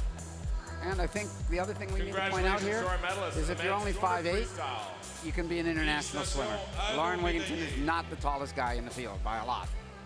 But he's got a big heart, he trains hard, and he's going to go to the Olympic Games. Axon and Hussey and Wigington, 1, 2, and 3, and we expect to see them on the relay come Paris this summer. And we also think that Jeremy Bagshaw has put himself in contention as well. The top 4 were all interviewed, as you might have seen earlier. And what's going to be really interesting is who else is on the relay, because as we mentioned earlier, Josh Liendo and Finley Knox were the 2nd and 3rd fastest in the heats and decided not to race the final. That opened the door for Jordi Vilches and eventually Leon Kim, who got the late notice. The 15-year-old who put on a pretty good show for the first third or so of that race. Next event now, medals, the women's 100 backstroke. Oh, this is pretty interesting. Kylie's the 2nd fastest swimmer in the world right now, and she looks like she's about 4'3" there. But you've got 2 women on the left. Ingrid is 6'2", and Taylor Ruck on the right is 6'1".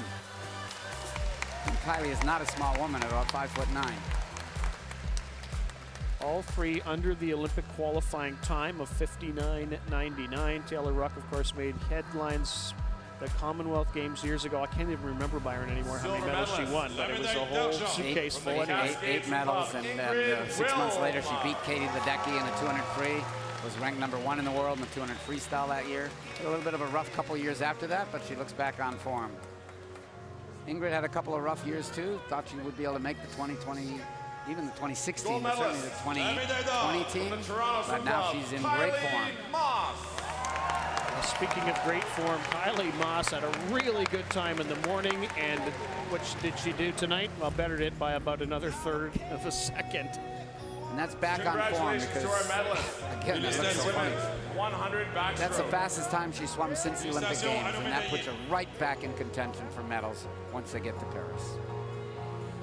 In the middle of your screen, the 4-time Olympic medalist. She started the day, I don't know, somewhere in the top 10, and then moved up to 4th fastest in the world and then 2nd fastest in the world. Kylie Moss, flanked by Ingrid Wilm on the left of your screen and Taylor Ruck on the right. And Taylor bending down a little bit. The tall girls are trying to make sure that they don't dwarf her as she's standing on the ground there. There actually there isn't a physical podium with different levels, so everybody's on the same level, so you can certainly see the height difference. Kylie Moss, one of 3 Canadians who have ever won an Olympic medal in the women's 100 backstroke. The first 2 were Elaine Tanner in 1968 and Nancy Garapik in Montreal in 1976. Kylie's done it twice. Let's meet our next medalists from the men's 200-meter breaststroke. High Performance Center, Vancouver. And what a finish we had in this race. It was something to behold. The man in the middle of your screen, we'll tell you about him more, but he pulled off the victory in dramatic fashion. 3rd place went to Justice Mignot, 21-year-old out of the High Performance Center in Vancouver. I understand he is training partners and roommates with Finley Knox. Braden Tavasella, who won this event last year, was 3rd in the 100 breast. He is 2nd here in the 200 breast. He had it for 185 meters, maybe 90. The new Canadian age group record time for the Grand Prairie Piranhas, Oliver Dawson. 2:12.42 for Oliver Dawson, another age group record. 2nd time in the day, multiple times this year. Only 16 years of age. Young Mr. Dawson has a brilliant, brilliant future. The tactics he used in that race were unbelievable. It was like a 24-year-old racing with experience, and yet he's so young. He's going to have a great future. He's got a tremendous kick, and that's usually the secret to world-class breaststroke. Coached by his dad, Alex, up in Grand Prairie. If you're wondering about the Olympic qualifying time, it's a blistering fast 2:09.6. So these guys are still about 3 seconds off of that. But we mentioned we've got young athletes here. There is room to grow, and they are growing now. And a 2:12 time certainly bodes well for the future for Oliver Dawson out of the Grand Prairie Piranhas. Welcome our medalists in the men's. Anytime there's a piranha in the pool, you got to be careful. I know that. The disqualification announced earlier in this event was overturned. Okay, so this is good news.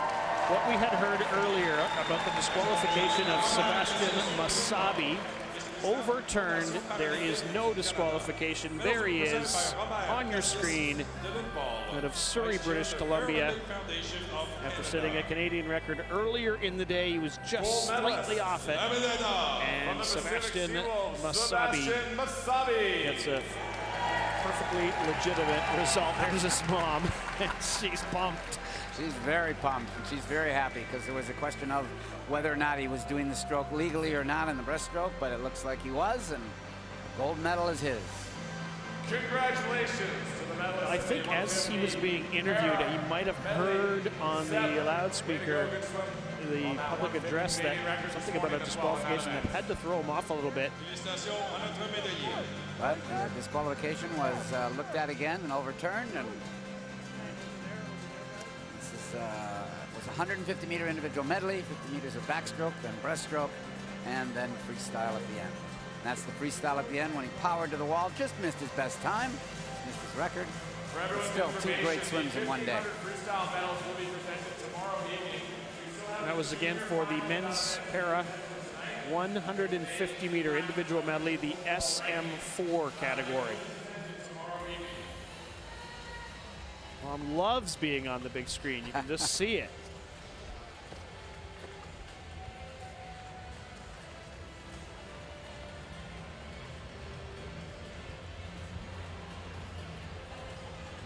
We're not done yet. We've got more. We have got more races in the pool. This will be the B final in the men's 200-meter freestyle.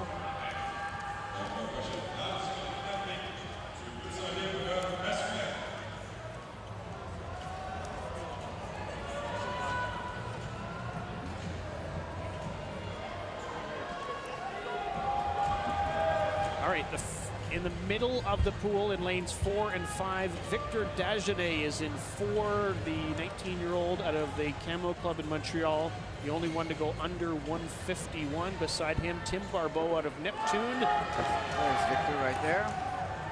Best time in the preliminaries. As we mentioned in the A final, the one where they were picking the team for Paris, 8 or 9 of the guys in that final did their best time in the preliminaries. All the freestylers are really stepping up right now. So Victor should be favored to win this one, but he should get a battle from Barbeau from Montreal. Rival clubs in Montreal, Dagenet and Barbeau. And Rabin-Doman from lane number 3 from Vancouver. There's Barbeau.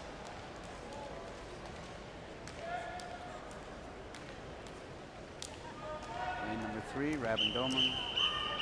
Actually born in South Africa. Lives and trains in Vancouver.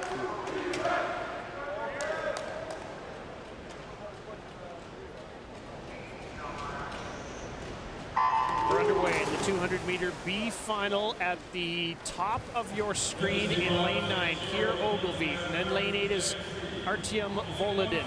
Paul McKenzie out of Calgary.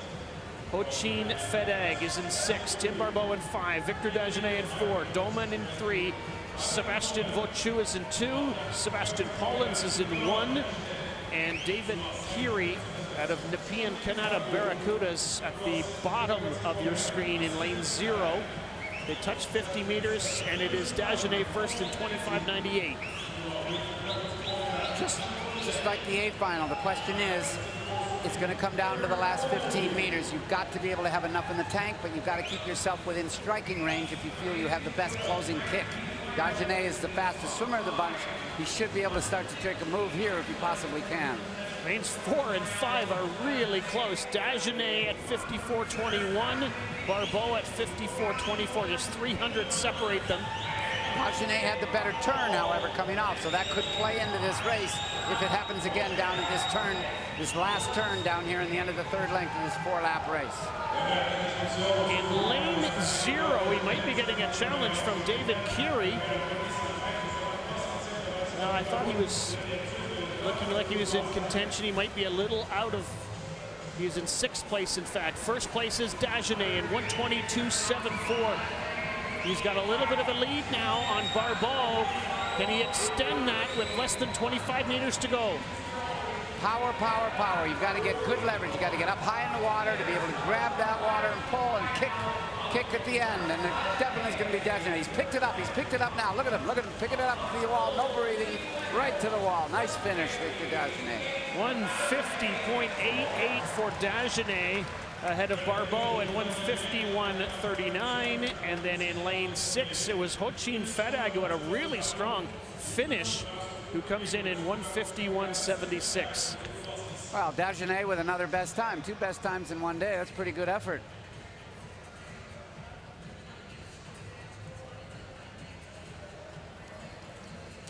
Rapid fire. We're going right into the junior final. This is athletes having to be 18 and under. Right after you see, there you can see it, 150.88. Dagenet, his best time before that, 150.91.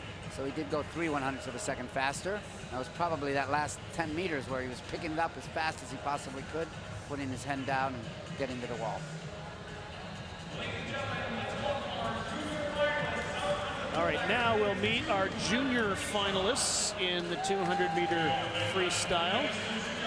Middle of the pool for this race, we'll have Leon Kim. Will he actually race, though? I don't know. That's who our alternates are Noah Taylor. It won't be Leon Kim, so our printed version is not accurate. Of course, he got hauled in to race in the 200 final. Well, at the last minute, Javier Acevedo was pulled out of the 200 free, so Leon Kim was pulled out of the junior final. And the alternate was Noah Taylor from Toronto Swim Club, and so he will be given lane number 4, the fastest lane. There he is right there. He probably didn't find out until about an hour ago that he was actually going to be swimming in this race.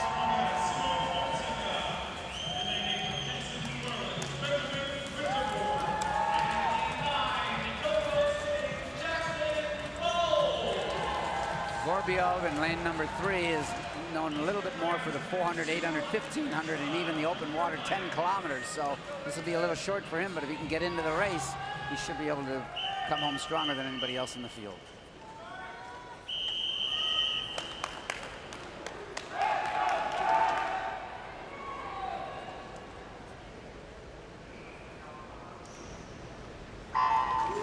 And we're underway, 4 legs of the pool in the Canadian Junior 200-meter freestyle final.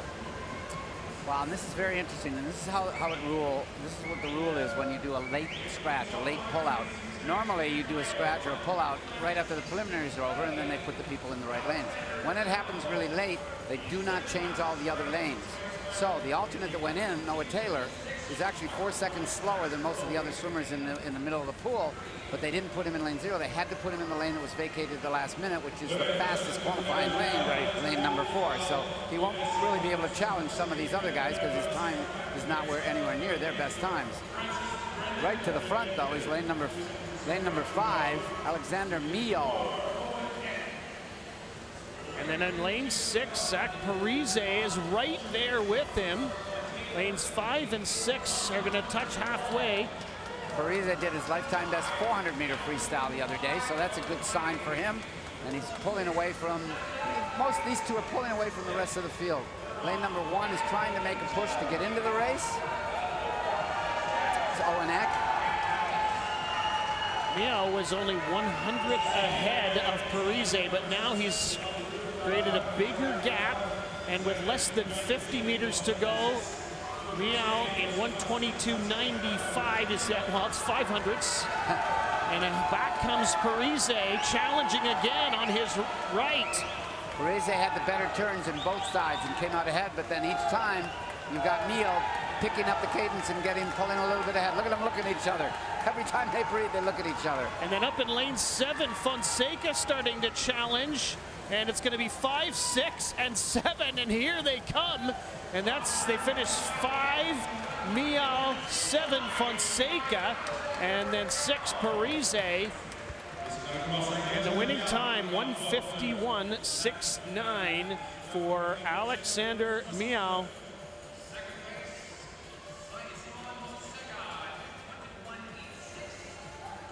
What a finish for Fonseca. Well, Fonseca, and he went at 2.5 faster than he did in the morning preliminary, so that's a real nice drop for him. 16-year-old comes through in 2nd place with a 1:51.9.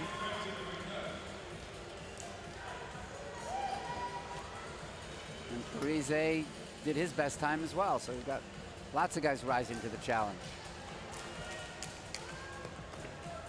Well, Taylor, the man who got thrown in at the last second, he winds up in 9th place at 1:54.46. And goes 6/10 faster than he did in the preliminary. Nice. So good for him. He got a second shot and he went even faster. Next event in the pool, the women's 100-meter backstroke B final. Middle of the pool here in lane 4, Dylan Scholes out of the Markham Aquatic Club, and beside her, Caitlin Schroeder from Langley Abbotsford Olympians in lane 5. Scholes was 1:02.52, the only one to swim under 1:03 in the heats. Watch for lane number 7, Eloise Allen. She's got the best start of the field, and she will probably lead early in this race. Women's 100-meter backstroke B final, just 2 lengths of the pool.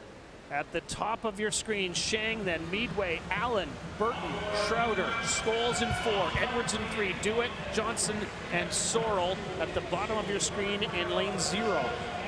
And Allen did have that amazing start out there, but already the athletes are coming back to her. But lane 4 is going out very quickly. Dylan Scholes. Scholes is going to touch 50 meters in 29.86. Wow. If you're trying to get your best time, you got to get up quick. Dylan Scholes leading the field, and looks like second place is in lane 3, Edwards. Maybe not, could be 6th place, or at least lane 6 for Bridget Burton. And she is challenging, but here comes Scholes. Wall coming close, she comes close, 101.82.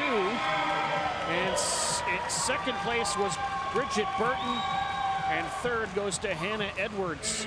Bridget Burton is your U Sports champion in the 50, 100, and 200-meter backstrokes. Dylan Scholes, great. The problem is at the end there. The only thing, a small critique for Dylan there, is that she kind of misjudged the finish. She kind of kicked in and glided.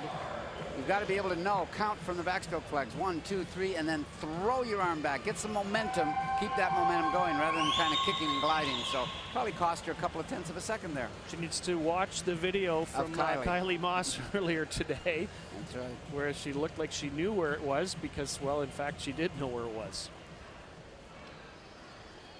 And here we go with the Canadian women's junior 100-meter backstroke final. Middle of the pool here in lane 4. We've got Leila Higo, who went 1:02.28 for the fastest qualifying time. And Leila is actually from the Cayman Islands, goes to school in Florida, but carries a Canadian passport as well. And we were talking about young Oliver Dawson from Grand Prairie. Well, Jordan Grieber is in this one. She is also from Grand Prairie. She's in lane number 5. Now swimming actually out of Calgary.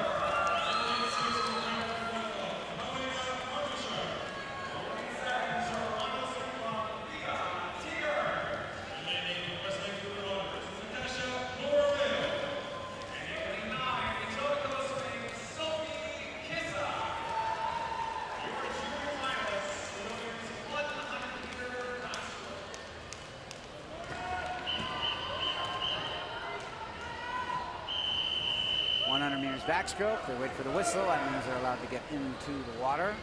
You can kind of see it a little bit, the ropes that are hanging down from the blocks, they hold a wedge there. It allows the athletes to get much better grip, and there's touch pads that can be a bit slippery, and then they can launch themselves up and out of the water. And of course, there's less resistance there. Here we go, the women's junior 100-meter backstroke final. The youngest swimmer in the pool is Leah Tiggart in 7. Middle of the pool, Higo and Graber are in lanes 4 and 5. Tiggart, by the way, is, as you mentioned, in lane 7. And Tiggart is 6 foot 1 inches tall as a 15-year-old. I guess she can sympathize with Taylor Ruck and Ingrid Wilm being over 6 feet tall. It seems to work in the backstroke, doesn't it? Harder to shop, though. I'm going to say that right. Not that I would know. It is Higo at 30-30 after the first 50 meters. She's feeling a challenge from lane 3 and Sienna Rogers, but it is Higo right along the lane marking, and then coming up in lane 5 is Jordan Grieber making a late push. It's going to be Higo to the wall in 101.92, Canadian junior champion. About 3/10 quicker than the morning. There's Jordan Grieber.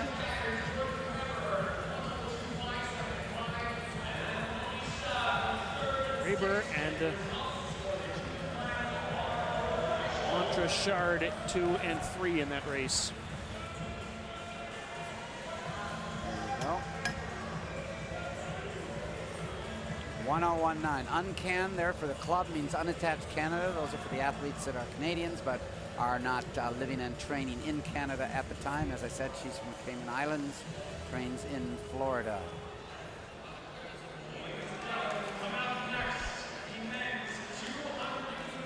Next event in the pool, the men's 200-meter breaststroke B final. Well, we've got back-to-back Vishers. You see Hayden right there. His sister just got out of the water. She was in lane number 1 in the junior final of the backstroke. So once usually one sibling swims, it usually means the other one ends up joining the swim teams as well.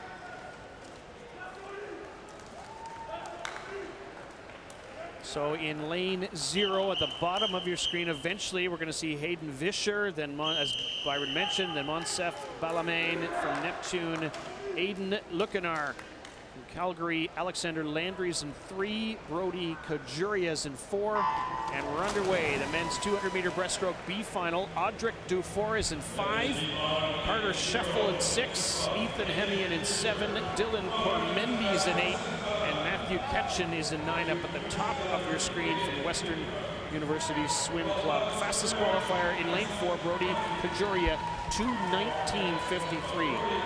Well, your early leader at this point looks like Ethan Heeman, and his brother is also a breaststroker and just missed getting into a second swim in the evening session. So they'll be cheering Mr. Ethan, his family relative, not relative, brother. Well, it's relative last time I checked. Yes, it is. Hemian, nicely done at 50 meters. He had the lead at 30.47, and he is extending these really long strokes, Byron. Well, and remember, we watched Oliver Dawson do that in the A final, where it's extend your stroke, glide out in front. In a 100-meter breaststroke, they don't glide like this. You turn over much quicker. But in a 200, you like to go the first 100 nice and long, and then start to pick it up a bit on the third length, and then turn the turnover fast on the last 50 meters. Did that 50 in 34.9 did Ethan Hemian, and he leads. Starting to feel a challenge now on his right. In lane 6, Carter Scheffel. Carter Scheffel, both of Carter Scheffel's parents were swimmers and very good ones. So he's got the genetics now. His mom was a breaststroker, so look at that.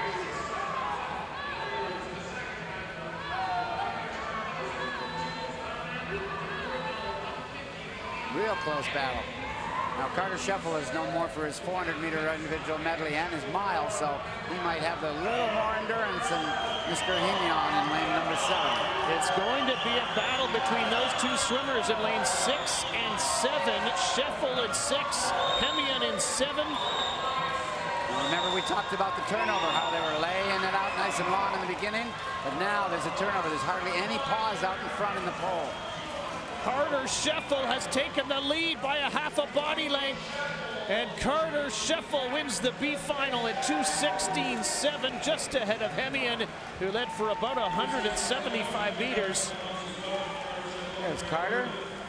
Landry third in 2:19.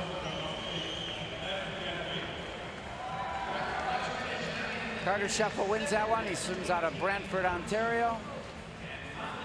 They're having a very, very good meet. Brantford Aquatic Club. He's definitely surprised with that swim. It's a great swim. So 2:16.7. That is a good swim. It's 4 seconds faster than what he did in the preliminaries in the morning.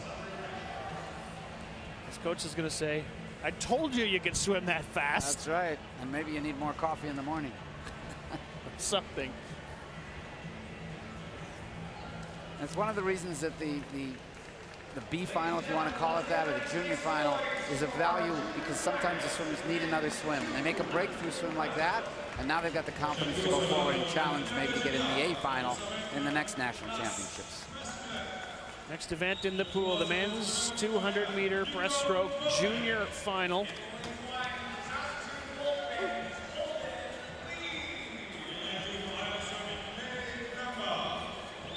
Meeting our athletes across the pool, Lucas Morin is in 0, Holden Lee's in 1, Kaya Namba is in 2, Logan Milne in 3. Fastest qualifier, Benjamin Sescon out of Crest Swimming, who went in 2:21.0. And then Noah Tareko was in 5, Jacob Bogiev in 6, Ethan Veleskeg in 7, Feng Lin Hu in 8, and Ian Veleskeg out of Hayak Swim Club. The 16-year-old is in lane 9. Up at the top, eventually at the top of your screen when we see the full shot. There's Keskan from Crest Swimming, which is in city of Toronto, coached by Fred Arzega. And we're underway. The men's 200-meter breaststroke junior final, 4 lengths of the pool. See if anyone can come close to that 2:16 time we saw in that last one. Who knows? Lane number 5 out to an early lead. Noah Terjeko from Brantford. We just saw a swimmer from Brantford win the last heat, so this is obviously inspiring for Mr. Terjeko. And I will mention that I've lost track, but I believe he is the 6th swimmer of the family to be swimming at the national level. Wow. It's very, very impressive. The dad was a swimmer as well himself. He's got the lead at 31:08. Does Noah Terjeko. Yellow lanes, of course, lanes 4 and 5, the 2 fastest qualifiers get those lanes. Lane 4 is the closest of the 2, but right now it's lane 5 leading Noah Terjeko out of Brantford. And I have to admit, he was inspired by Carter Scheffel, his teammate, winning the last heat, I'm sure. Question is he going out a little bit too rich? Will he have the back 100 meters? He's going to touch 100 in 106.39. And beside him on his left and starting to move is Jacob Bugyaf, who stays down a long time. And then in lane 4, Benjamin Sescon coming on strong. Let's just watch again the cadence. That's Sescon right there, starting to pick up the cadence and trying to make a move. And he is starting to make a move on Terjeko for sure. Terjeko's pull is very, very wide. And he's having a hard time turning it over at this point in the race. He got pretty excited in that first 100 meters, I think. Here comes Sescon, and over there on the other side. Less than 50 meters to go. Terjeko at 1:43.06. Sescon and Bugyaf challenging. Oh, Terjeko's picked it up. His pull is a little bit more succinct at this point. But here comes Bugyaf again out of lane 6. On top of that yellow lane, he is challenging. So is Sescon in 4. This is going to be tight. Sescon now has taken the lead. Just like Oliver Dawson, picking it up. Much faster stroke rate towards the end, and that gets him the gold medal in this junior final. 2:20.33 for Benjamin Sescon. A well-paced race. He finishes strong. And he finishes ahead of Bugyaf and Terjeko, who are 2nd and 3rd.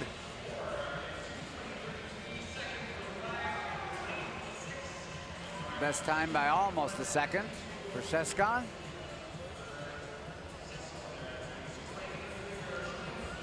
Well-executed race, though. He didn't panic when he was behind at the 100 meters. Made a nice move up on the 3rd length, and then by the time, about 20 meters to go, he was able to pass and get into 1st. You called it, Byron. He went out a little too fast at Mr. Terjeko.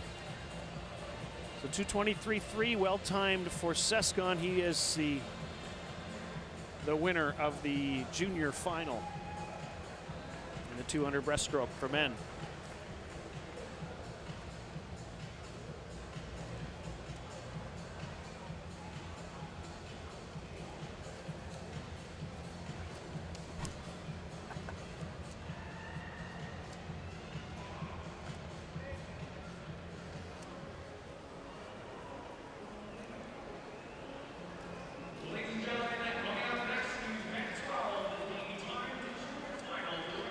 Next event in the pool, the women's 1,500-meter junior final. 30 laps of the pool for these swimmers. And we'll meet them as we go along. I mentioned it earlier tonight, the Canadian record in this event held by Brittany McLean. The age group records by Brittany Reimer, Summer McIntosh, and Summer McIntosh. Talking McIntosh holds the 11 and 12, 13 and 14, and Reimer holds the 15 through 17 age group record.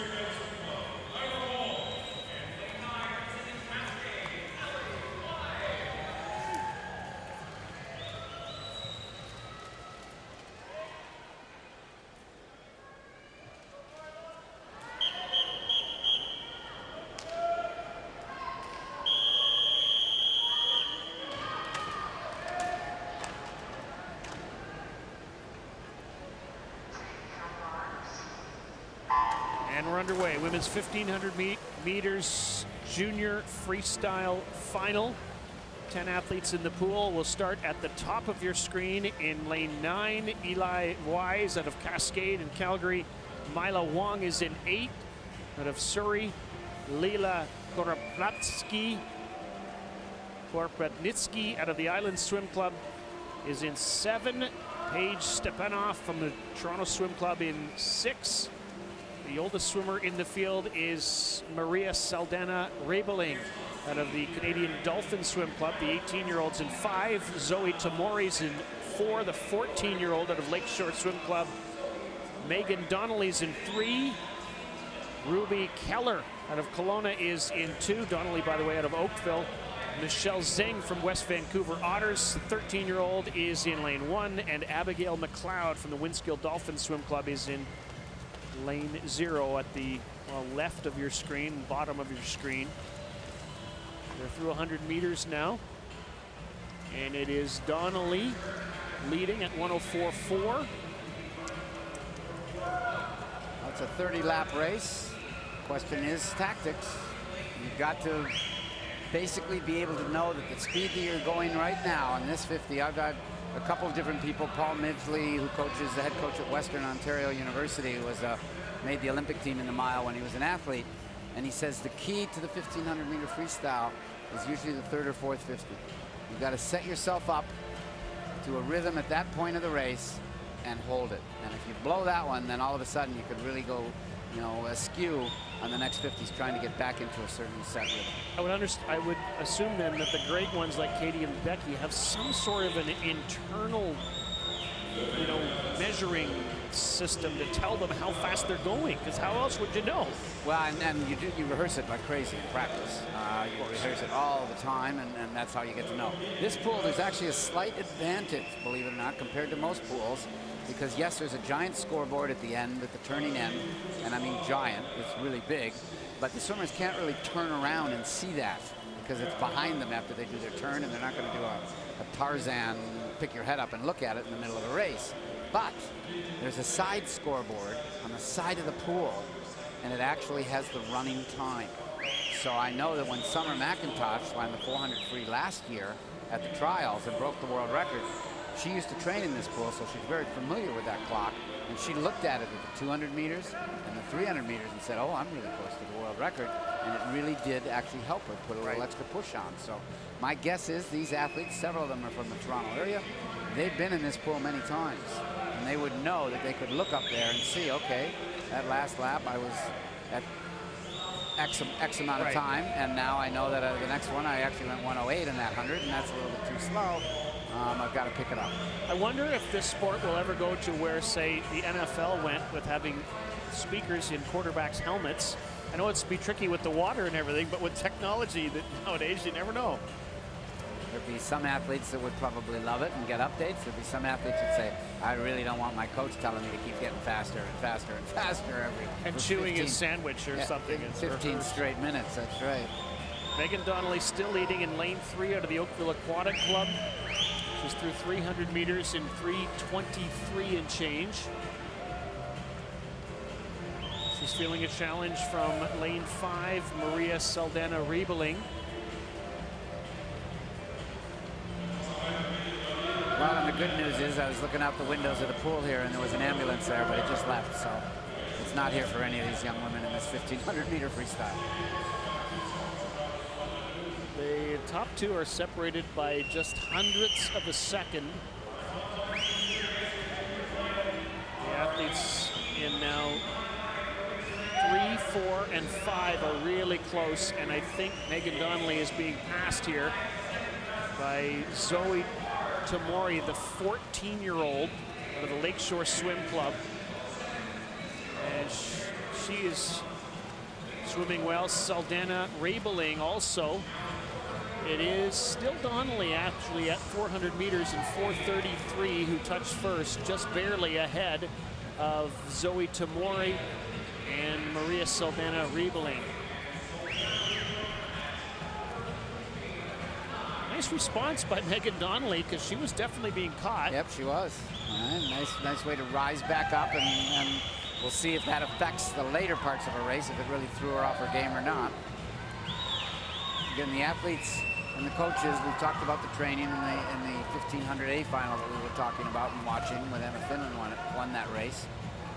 The training that goes on is you're trying to mimic, so you'll be going sets in workout. I mean, if they're averaging 110 for their hundreds here, which they are around the 110 area, they'll be trying to do 100-meter repeats in workout at 110. How many can you do? Put them in a row, get back to back to back, or they'll do 50s at 35 seconds. And those are the types of things that you constantly try to do to get your body used to that kind of stress and pressure. Next touch, we'll have them 1/3 of the way through this race. Who's going to get the touch here at 500 meters? It is going to be Zoe Tamori, the 14-year-old, in 5:43.74, 200ths ahead, but then right away she gives up that spot to Donnelly, who takes it over again. Donnelly basically has a much better turn. I mean, she's going in a little bit ahead. She's a little bit ahead going in, and then when she pushes off, she gains about half of a body length each time. And then Tamori fights the whole length to get back even with her, and then they do it again.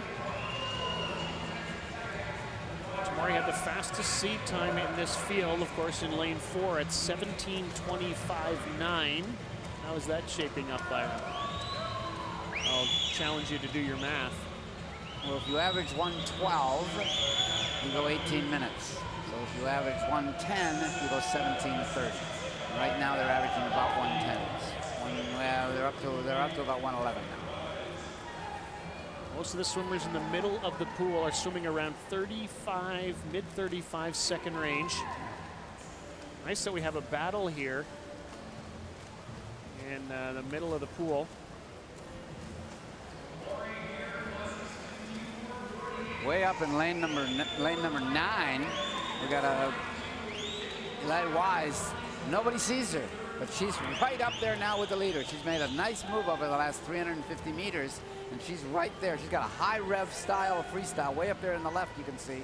She's now basically in a bit of a battle with the leaders. Yeah, you're right. Nobody really sees her. She sees them. She's got a big breath to her right when she's taking her breath. She's looking right over. She is now in 3rd place, moved up from 4th place. It's a tie for first. Donnelly and Tamori through 650 meters at exactly 7:29.93.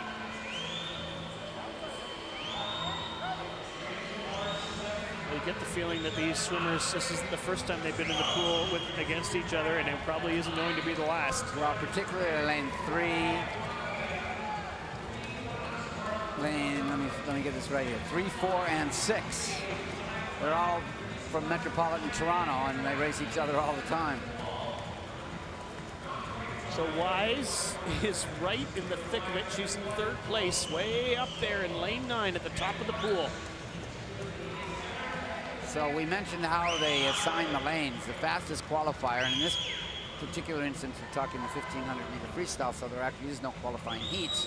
So it would have been the best time coming in, your best time that you used for your entry.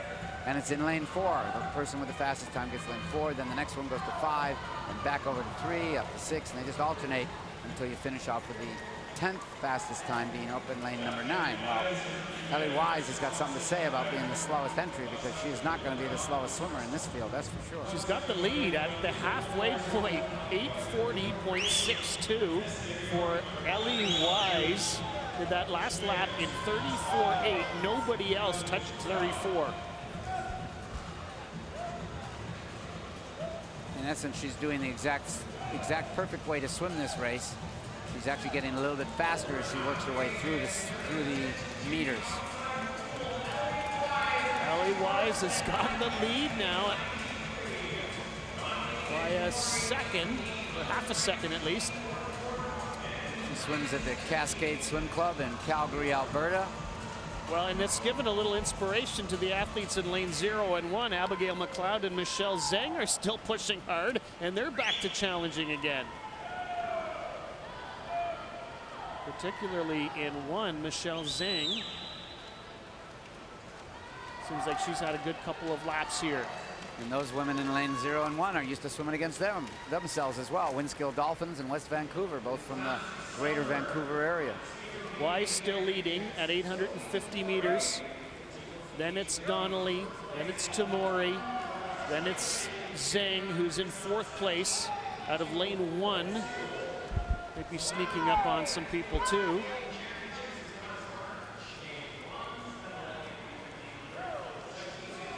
But you rarely see somebody way over there with that outside smoke. I don't know if you call it outside smoke at a 1500. It's kind of smoldering. She doesn't have the best turn though, does Wise, and then every time Donnelly responds well. She's got a great flip.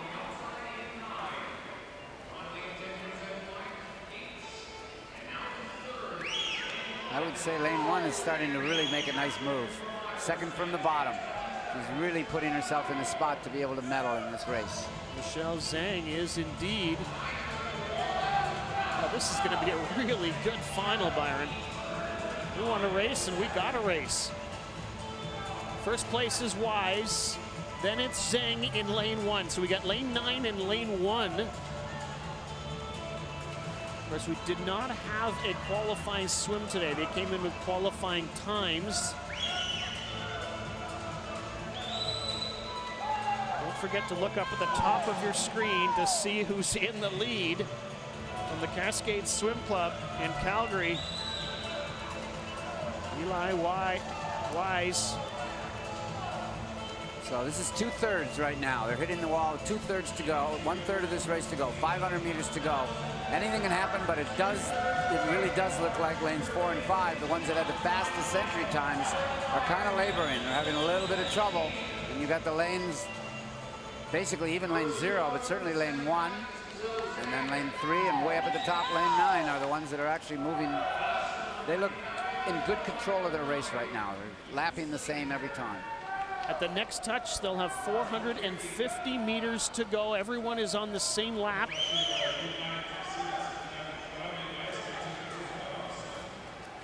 And it is Wise, then it is Zhang. So lanes 9 and 1 are 1 and 2. And then it is lane 3 who's in 3rd place, and that is Donnelly. So Donnelly's the only one that swum, in essence, a really pretty even race, because she's been in either 1st or 2nd or 3rd, right close to everybody the entire way. The others have sort of changed spots. Lanes 4 and 5 were in the lead for a while, and they've fallen back. Lane 9 was way behind, and now she's really made a nice move, and obviously she's right out in front. I started to mention the strong Cascade team under head coach Dave Johnson, who's been on the scene for a long time. His first Olympics that he was coaching at was 1976, and he's still one of the top coaches around. And he gets able assistance by his wife, Wendy, who was an Olympic swimmer and swam in the 76 Olympics. Well, 10 swimmers in the pool, and they're using all the lanes well in this one. Wise out of 9 is the leader. Zhang in lane 1 is in 2nd, and it is still Donnelly in 3 in 3rd.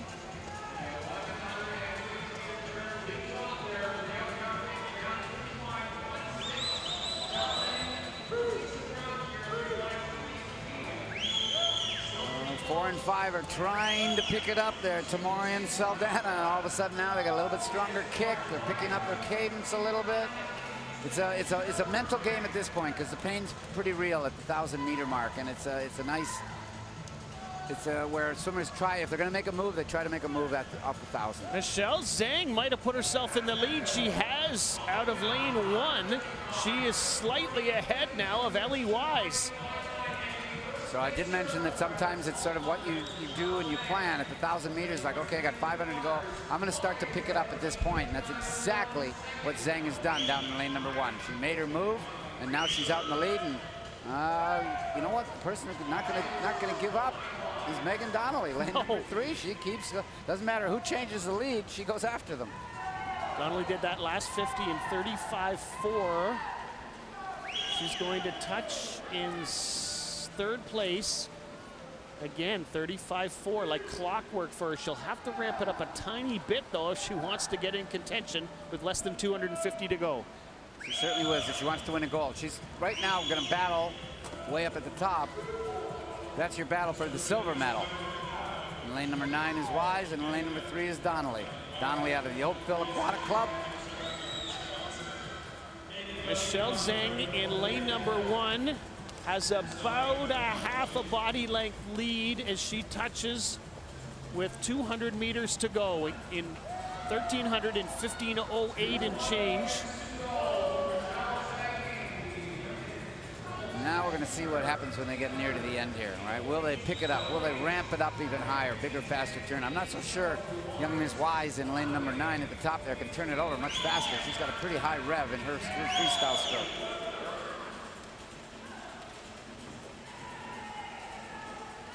Zhang in 1 will have 150 meters to go when she touches here at 15:43. Then Wise second place at 15:45.5, and then Donnelly third at 15:45.7. So the battle is real for second place. But can anybody challenge Michelle Zhang in first? Yeah, she's extending. She's lapping 34s, and the others are all lapping 35s. So that's, picking up a half a second or a second every lap. That pretty well is going to be the difference. Here comes the bell for Michelle Zhang. Less than 100 meters to go in this junior 1,500 meter freestyle final. Zhang from West Vancouver Otters, 13 years of age, down in lane number 1. Made a great move at the 1,000-meter mark. Actually made a move at the 500 meters to get into the race. Then made a move at the 1,000 meters to take over the lead. And the battle for second place at last check was Wise, just ahead of Donnelly, who's been among the leaders throughout the race, was the leader for quite a while. Less than 50 meters to go for Michelle Zhang. Her seed time coming in was 17:33.4. She's going to beat that by about 10 seconds. It seems like it. And up at the top of your screen in lane 9. Oh, look at her kick. We're going to turn over on the top. Wise is really trying to challenge. Trying to challenge. Oh, must have waited a little too long. Zhang's going to hold on for first, then Wise, and then Donnelly. 1, 2, and 3. They put on a show and used the whole pool to do it. 17:26.37. So there's the best time there. Wise the best time by 10 seconds. And Donnelly a best time by a couple of seconds. So lots of best times there.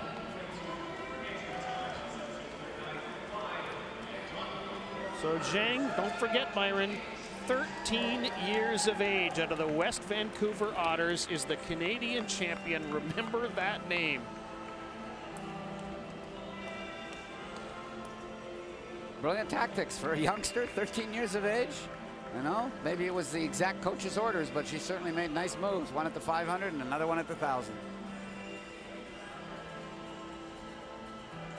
Almost 7 seconds faster than her seed time, which was huge. There you go. Ellie Wise did look like she was in a little bit of pain at the end of that race, and it's a great swim. She had a good one. Second spot, best time by a ton.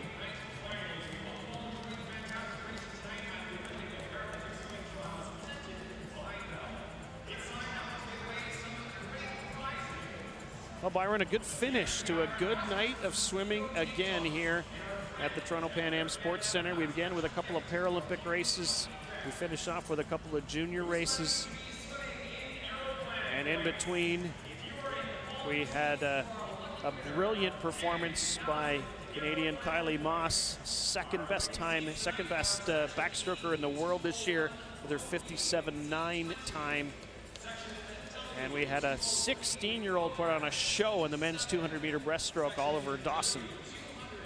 He kind of schooled everybody the way he swam that race, out kind of controlled, and then really, really mature in his ability to hang on and then make a great move on the way home. So watch for him in the future. Didn't make the Olympic qualifying time, but boy, he's somebody to watch for in the future. He's only 16. Among the other things that we enjoyed tonight was watching the men in that 200-meter freestyle final. And we saw the likes of Axon and Hussey and Wigginton and Bagshaw get provisional spots on the plane to Paris. Well, and the good news was they didn't back end into it. And what I mean by that was it was there. The team was qualified already, so it was just going to be who gets to the wall first. They could have gone 2 seconds slower and finished 1, 2, 3, 4, and they would have been going, but they didn't. Everybody did best times, really stood up, and it's a giant step. I think you said it in the race, Rob. The winner last year at the Nationals was 149, and these guys all went 147. It's great. So people are rising to the challenge. That's what we want. From one Olympic trials to another, a second and a half. That's a nice improvement. Join us again tomorrow morning at 9:30. Jason Pratt and Brittany McLean will bring us our morning session tomorrow on day 4 of the Olympic trials in Toronto. So long for now. Natation Canada tient à remercier ses partenaires. Swimming Canada would like to thank our partners. Le gouvernement du Canada. The Government of Canada. Speedo, votre partenaire de natation de confiance de votre premier saut à chaque traction. Speedo, your trusted swim partner from your first splash through every stroke. Les producteurs de poulets du Canada, fiers partisans et protéines officielles de Natation Canada. Chicken Farmers of Canada, proud supporter and official protein of Swimming Canada. All Tides, fiers de soutenir la natation canadienne. All Tides, proud to support Canadian swimming. Air Canada, transporteur aérien officiel des essais olympiques et paralympiques. Air Canada, official airline of the 2024 Olympic and Paralympic swimming trials. I have a disability, but I'm not fragile. My first big hit was a rush. It made me feel alive in a way only sports can. Because of partners like Vel, I get to feel it on the world stage. And now I get to share that feeling with the next generation.